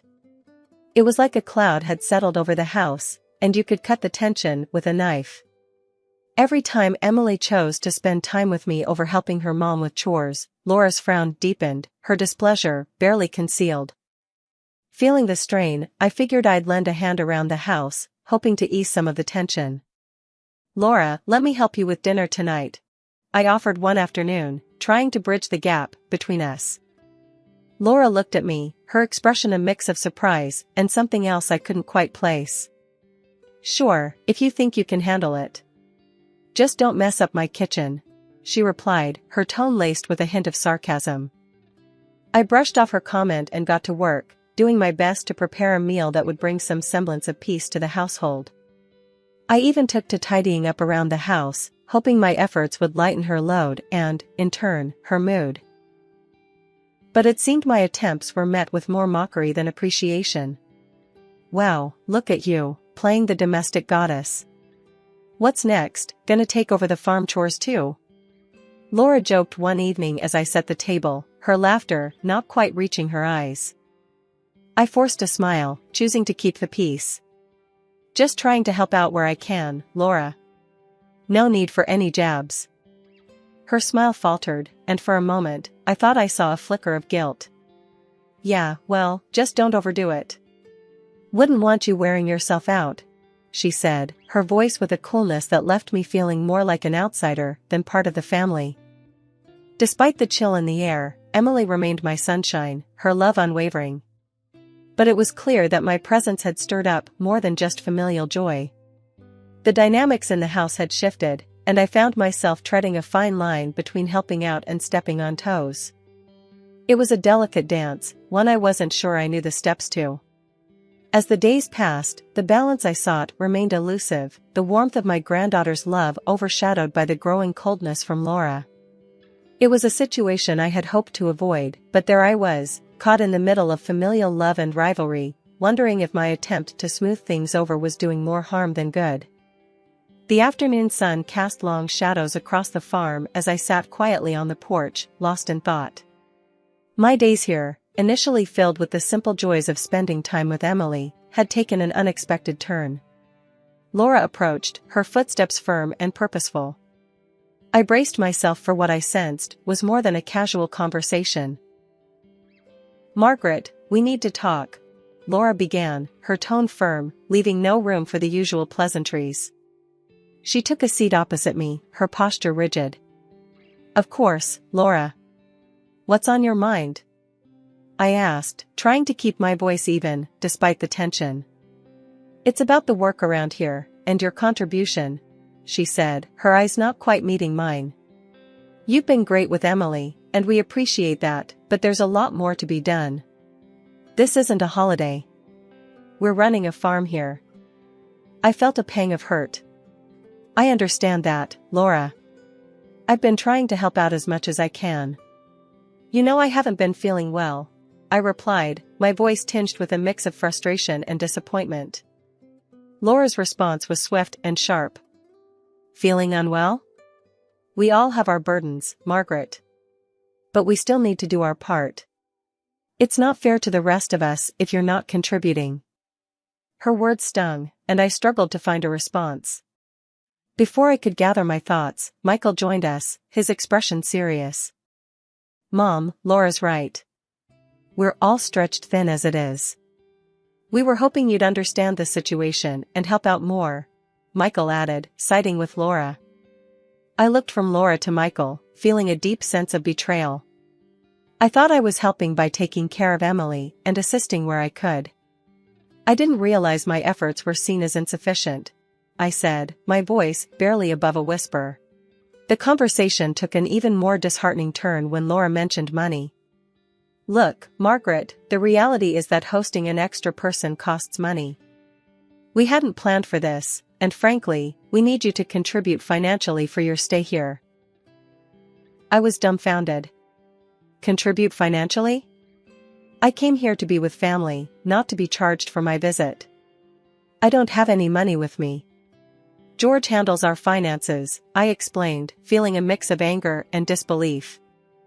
Michael chimed in, his tone apologetic yet firm.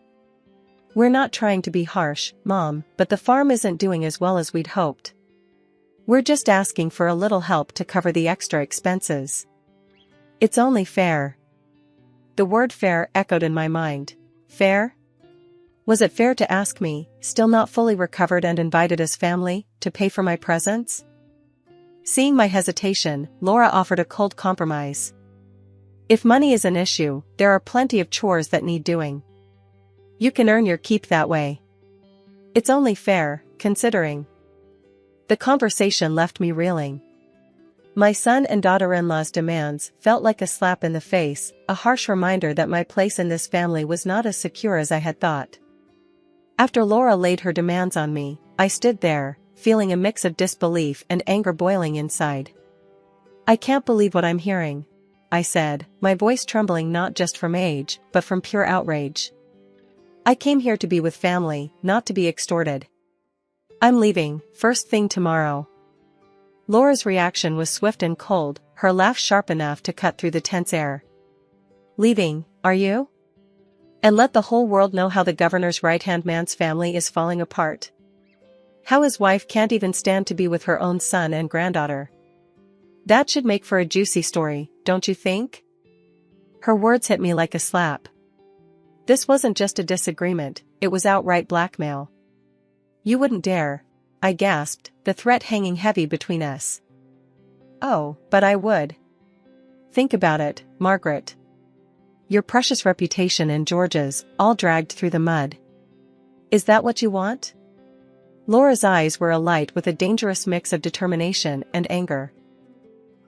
I turned to Michael, desperately hoping for some semblance of support, but his stance was clear. Mom, you know how hard things have been for us. We just need a bit more help, that's all. Laura's right, we can't afford any scandals. I was stunned. My own son, my flesh and blood, siding with this blackmail. So, you're okay with this? Threatening your own mother? I asked, my voice barely a whisper, laden with a mix of heartache and disbelief. Michael looked away, his discomfort evident but his resolve unwavering. It's not like that, Mom. But we have to think about what's best for the family. And right now, we need to stick together. That means doing what's necessary. The realization hit me hard. My own family was willing to use me, to threaten me, to keep me in line. The love and warmth I thought bound us were conditional, easily overshadowed by fear and desperation. That night, as I lay in a bed that felt more like a prison than a haven, my mind raced. The threat to George's reputation, the betrayal by my own son, it was all too much. But leaving now would only give Laura what she wanted, ammunition to use against us. By morning, my resolve had hardened. I wouldn't let Laura's threats dictate my actions, but neither could I abandon my family, no matter how twisted the situation had become. I'll stay, I declared over breakfast, my voice firm. But not because of your threats, Laura. Because this family, however broken, is still my family. Laura's smirk said it all, she thought she had won. But for me, this wasn't about winning or losing anymore. It was about protecting what little was left of our family's dignity, even if it meant enduring more of this bitter situation. The days that followed were some of the hardest of my life. I threw myself into the farm work, not just to prove Laura wrong, but to find some semblance of peace in the physical labor. It was a way to distance myself from the emotional turmoil, to turn my back on the blackmail and bitterness that had tainted my relationship with my son and his wife. But with every passing day, a part of me mourned the loss of what I had once believed my family to be. The realization that love and respect could be so easily overshadowed by desperation and greed was a bitter pill to swallow. And as I worked alongside those who had threatened and betrayed me, I couldn't help but wonder if the bonds of family could ever truly be mended. After Laura realized her threats had me cornered, she didn't hold back anymore. It was like living with a drill sergeant. Margaret, the kitchen won't clean itself, and those clothes won't wash themselves either. She'd bark orders as if I were a new recruit rather than family. Days turned into a cycle of endless chores. My only respite was time spent with Emily, my granddaughter, whose innocence and love were like a beacon of light in a steadily darkening world. But even those moments were fleeting, overshadowed by Laura's relentless demands. Gone were the days of self-care and leisurely shopping trips. My reflection became a stranger, one who looked worn and much older than her years. Fatigue became my constant companion, dragging me down further each day. One evening, mustering the little energy I had left, I tried to reason with Michael. I can't keep up with this pace. It's too much. I'm not well, I pleaded, hoping for a sliver of understanding. But empathy was in short supply. Mom, we're all tired. Laura's just making sure we keep the house running. Try to see it from our side. Michael's response was dismissive, his patience thin. My health continued to spiral. Eating became a chore, and every step was a battle. Laura's realization that her free labor was now incapable of even the most basic tasks finally prompted action, but not out of concern. Fear of accountability for their treatment of me led them to rush me to the clinic when I could barely stand. The doctor's assessment was grim but not surprising. She needs to be admitted immediately. Her condition is serious, he announced after a thorough examination. Laura's reaction was telling. Admitted? But we need her at home. Can't she just get some medicine and rest there? Her concern wasn't for my well-being but for the loss of a helping hand. Michael, finally sensing the gravity of the situation, interjected. Laura, this is serious. Mom's health comes first. As I lay in the hospital bed, the weight of my situation sank in. Removed from the farm's oppressive atmosphere, I realized how much I had endured and at what cost. Laura's dissatisfaction with my hospitalization, Michael's belated defense, and my own battered health painted a clear picture of how far things had gone awry. In that hospital room, decisions were made. I couldn't return to the farm, not after everything. It was a moment of clarity bought at a high price, a realization that sometimes, the cost of staying is far greater than the price of walking away. George walked into the hospital room, his face a mix of concern and shock. What happened to you? He asked, barely recognizing the frail figure before him. I tried to muster a smile, but it was hard. It's been tough, George. The farm, it wasn't what we thought. George turned to Michael, his voice hard. Explain. Now. Michael shuffled his feet, looking anywhere but at his father.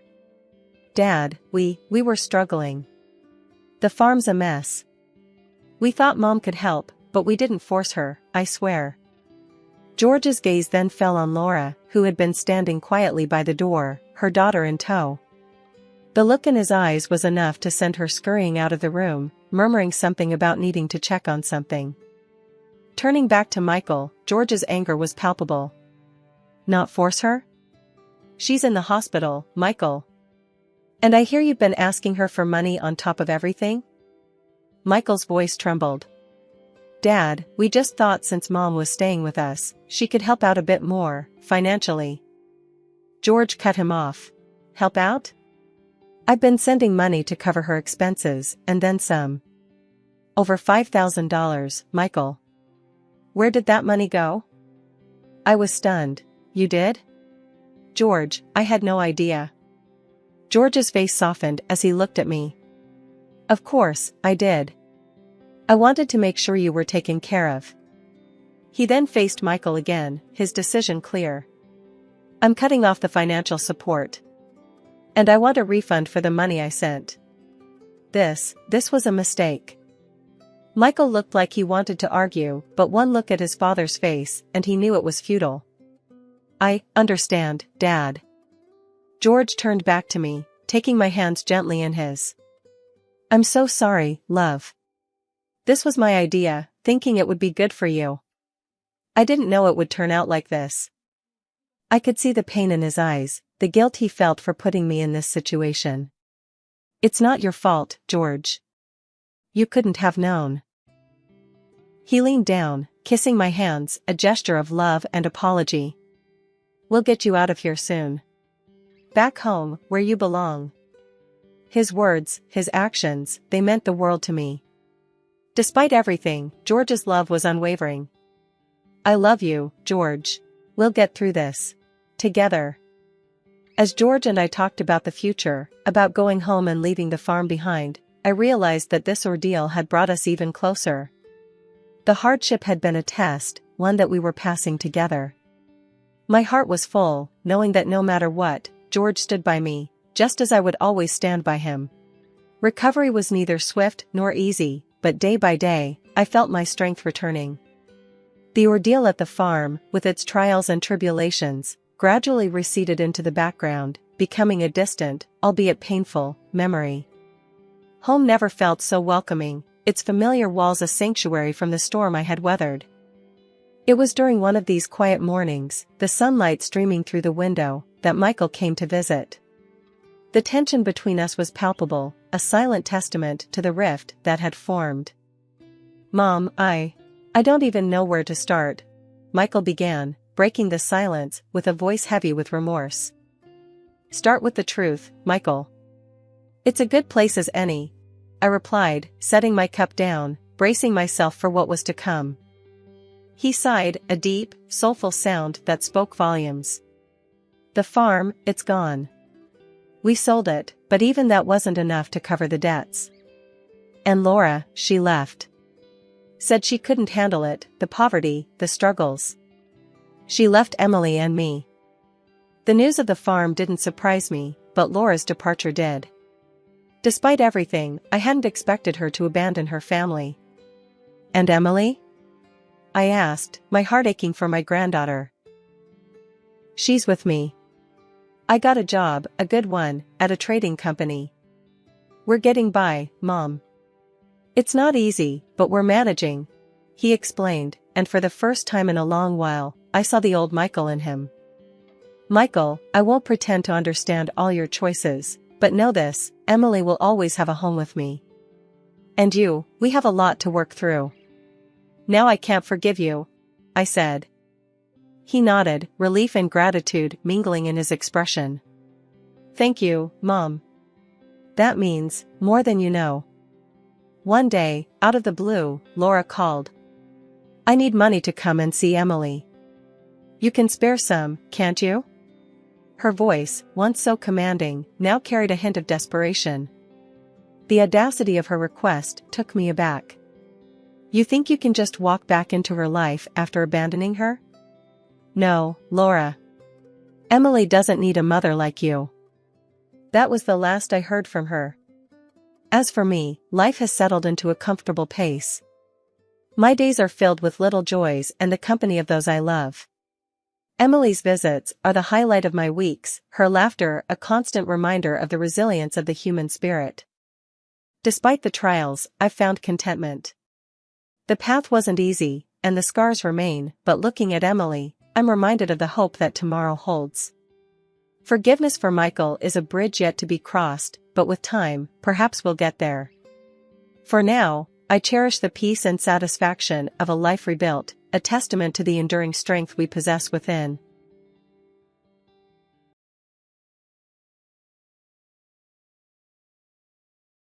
Life's always been straightforward for me, Evelyn.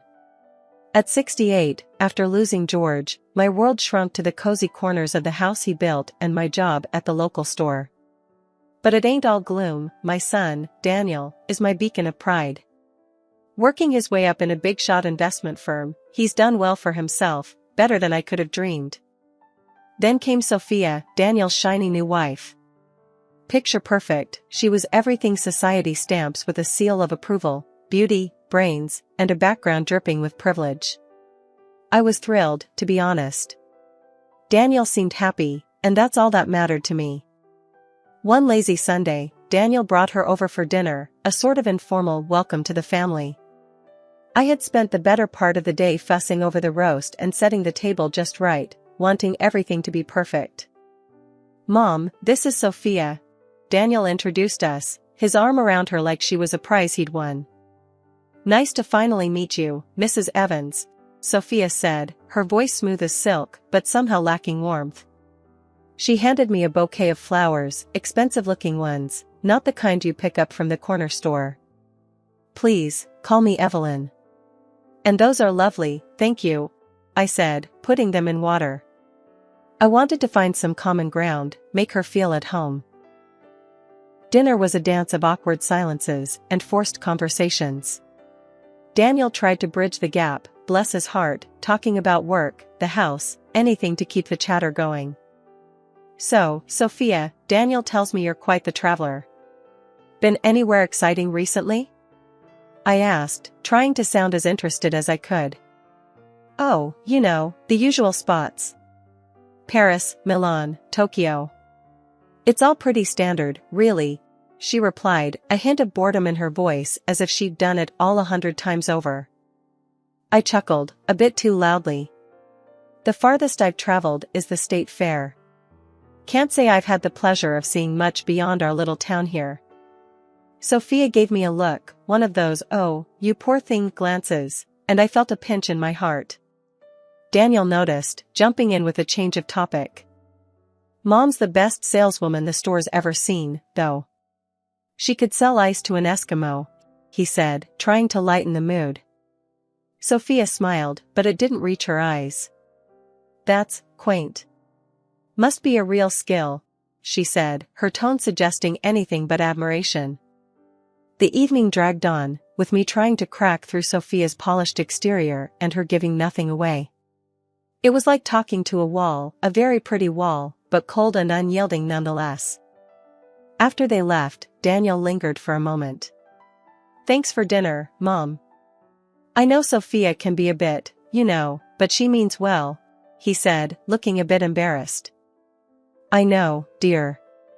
She's just adjusting, that's all." "Give it time," I reassured him, though deep down, I wondered if Sophia and I would ever truly get along. Lying in bed that night, I couldn't shake off a feeling of unease. Sophia was now part of our family, whether I liked it or not. I had always dreamed of having a daughter-in-law, someone to share laughs and secrets with, but this wasn't quite what I had pictured. A few weeks after the dinner, Daniel had to travel for work, leaving Sophia to fend for herself. He asked me to keep her company, and I thought, why not? Might be good for us. Little did I know, it had opened my eyes to a whole new side of Sophia.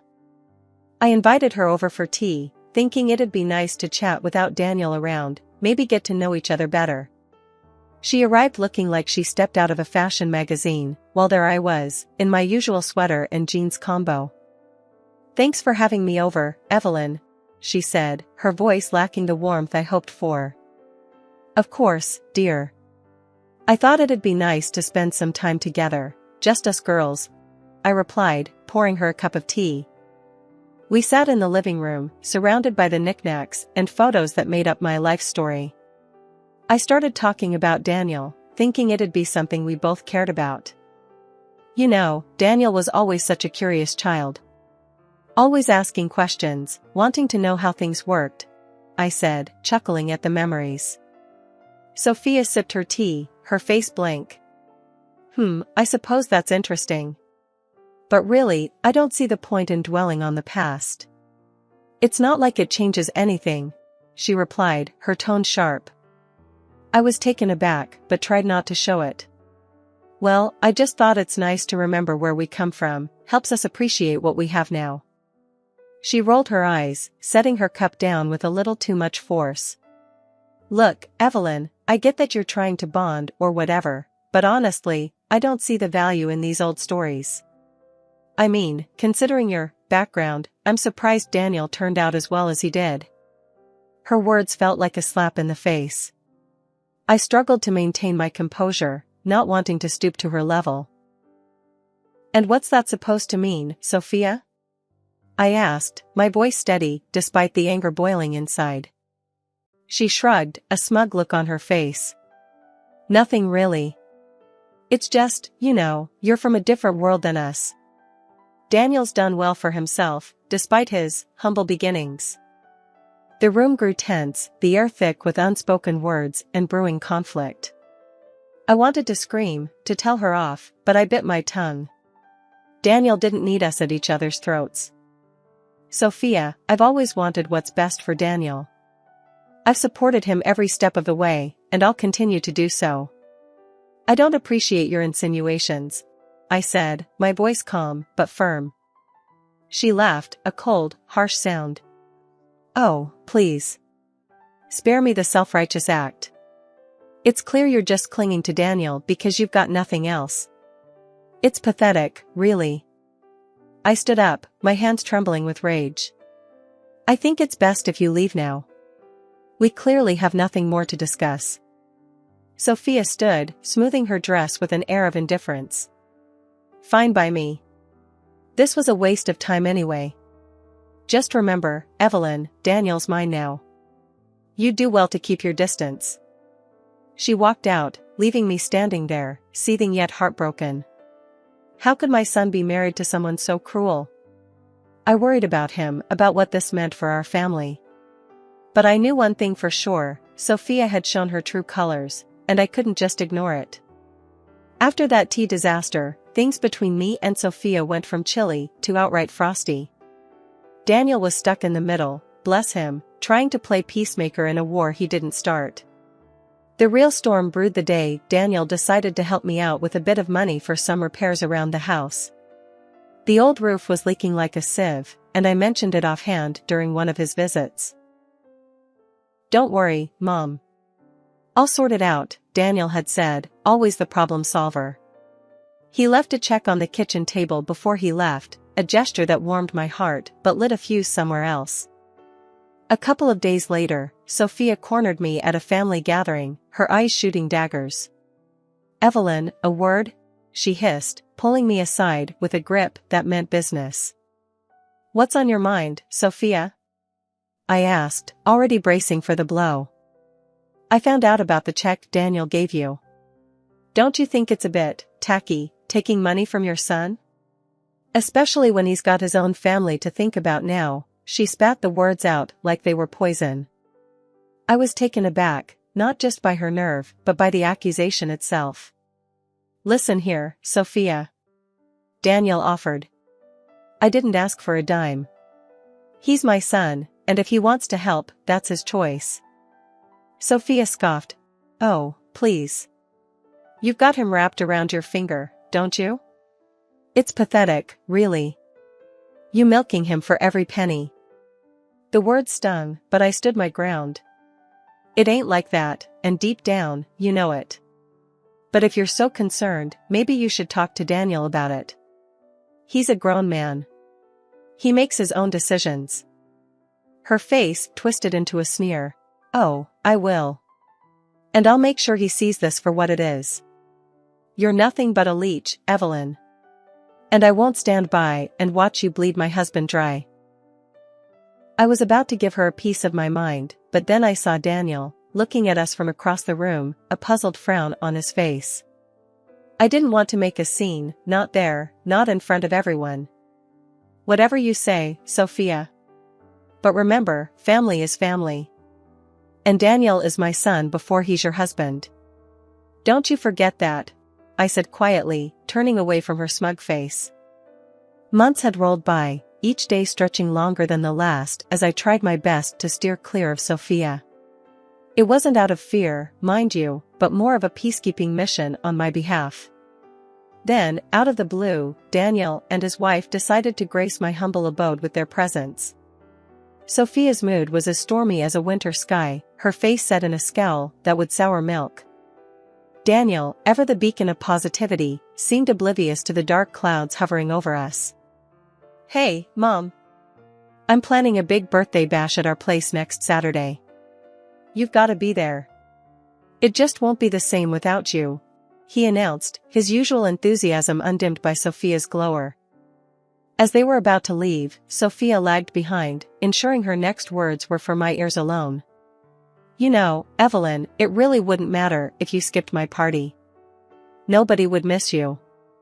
The guest list is pretty exclusive, important people, not your crowd. You'd stick out like a sore thumb, embarrass yourself even. You don't belong there, with your simplistic views and manners. Her words were like a slap in the face, but they lit a fire in me instead of knocking me down. This had gone too far. Sophia's insults were becoming more pointed, her disdain more openly cruel. It was high time I took a stand. I decided then and there to start documenting her barbs, every single snide comment and disdainful glance. But I wasn't about to show my hand just yet. This collection of insults would be my secret weapon, kept in the shadows until the right moment came to light. I plastered on a smile, though it felt more like a grimace. "Oh, don't you worry about me, Sophia. I wouldn't miss your party for the world," I responded, my voice steady though inside I seethed. The drive in me to stand up to Sophia's bullying was stronger than ever. But more than that, I wanted Daniel to see the true colors of the woman he had married. Not out of spite, but out of a desperate hope for my son to recognize the toxic presence in his life. The air was crisp and filled with the scent of autumn as I made my way to Daniel's house, the apple pie cradled in my arms like a delicate treasure. It was his favorite, a recipe passed down through generations, perfected over a lifetime of birthdays and celebrations. Despite the warmth of the pie against my skin, a cold knot of apprehension settled in my stomach, knowing Sophia's disdain awaited me. As I stepped through the door, the buzz of the party greeted me, a stark contrast to the storm brewing within. Daniel's smile was a beacon in the sea of unfamiliar faces, his happiness momentarily dispelling my worries. "Mom, you made it. And you brought the pie." His enthusiasm was infectious, but it flickered out as soon as Sophia appeared by his side. Sophia's eyes narrowed at the sight of the homemade pie, her lips curling into a sneer. "Oh, how rustic of you, Evelyn. Bringing a homemade pie to a birthday party. How quaint," she said, loud enough for her nearby friend to overhear, her tone dripping with sarcasm. Her friend, catching on to Sophia's mood, chuckled dismissively. "Really, Evelyn, you shouldn't have bothered. We have a caterer for that." The laughter that followed from her circle felt like a slap in the face. Retreating to a corner, I fumbled with my phone, the decision to record her cruelty solidifying with each passing second. As I discreetly pressed the record button, my heart pounded, not just from fear, but from a growing sense of injustice. I forced a smile, placing the pie on the table, my hands trembling. "It's Daniel's favorite. I thought it would be a nice touch," I replied, trying to keep my voice steady. Sophia leaned in, her voice a venomous whisper meant for my ears alone. "Well, next time, maybe consider that we have standards here. I doubt anyone will even touch it. Might as well feed it to the pigs." Throughout the evening, Sophia's jabs came quick and relentless. "Evelyn, darling, that dress is a throwback, isn't it? To what era, I can't quite place. You really should try and keep up with the times. There's a thing called fashion, you know," she remarked loudly, her friends snickering in agreement. Trying to mingle, I complimented a guest on her dress, only for Sophia to interject. "Yes, it's lovely, isn't it? Something Evelyn here wouldn't know much about. But we can't all have taste, can we?"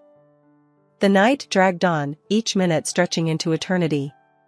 Sophia's words, each more cutting than the last, echoed in my ears, a relentless assault on my dignity.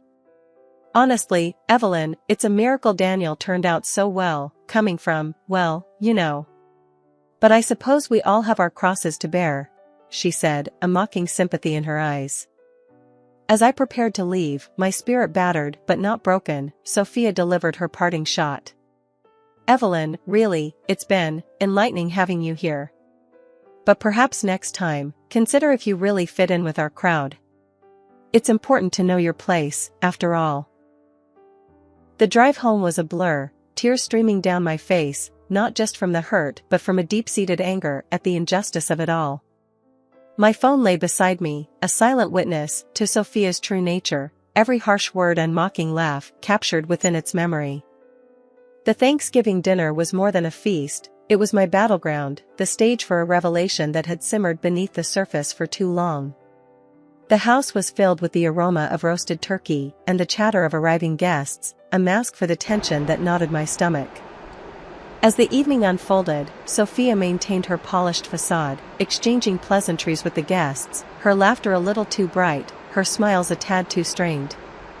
Daniel was by her side, the perfect host, unaware of the storm brewing on the horizon.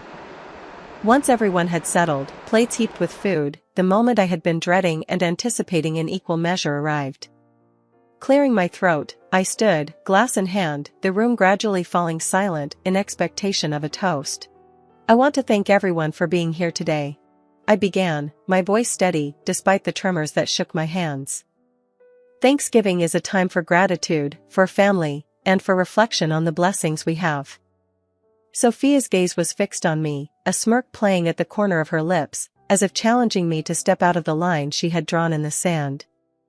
I've always believed in the goodness of people, in the strength of family bonds, I continued, locking eyes with her for a moment before turning to Daniel. I'm grateful for my son, for the man he has become, and for the love he has always shown me. A pause, a deep breath, and then I plunged into the heart of the storm. But sometimes, we are tested.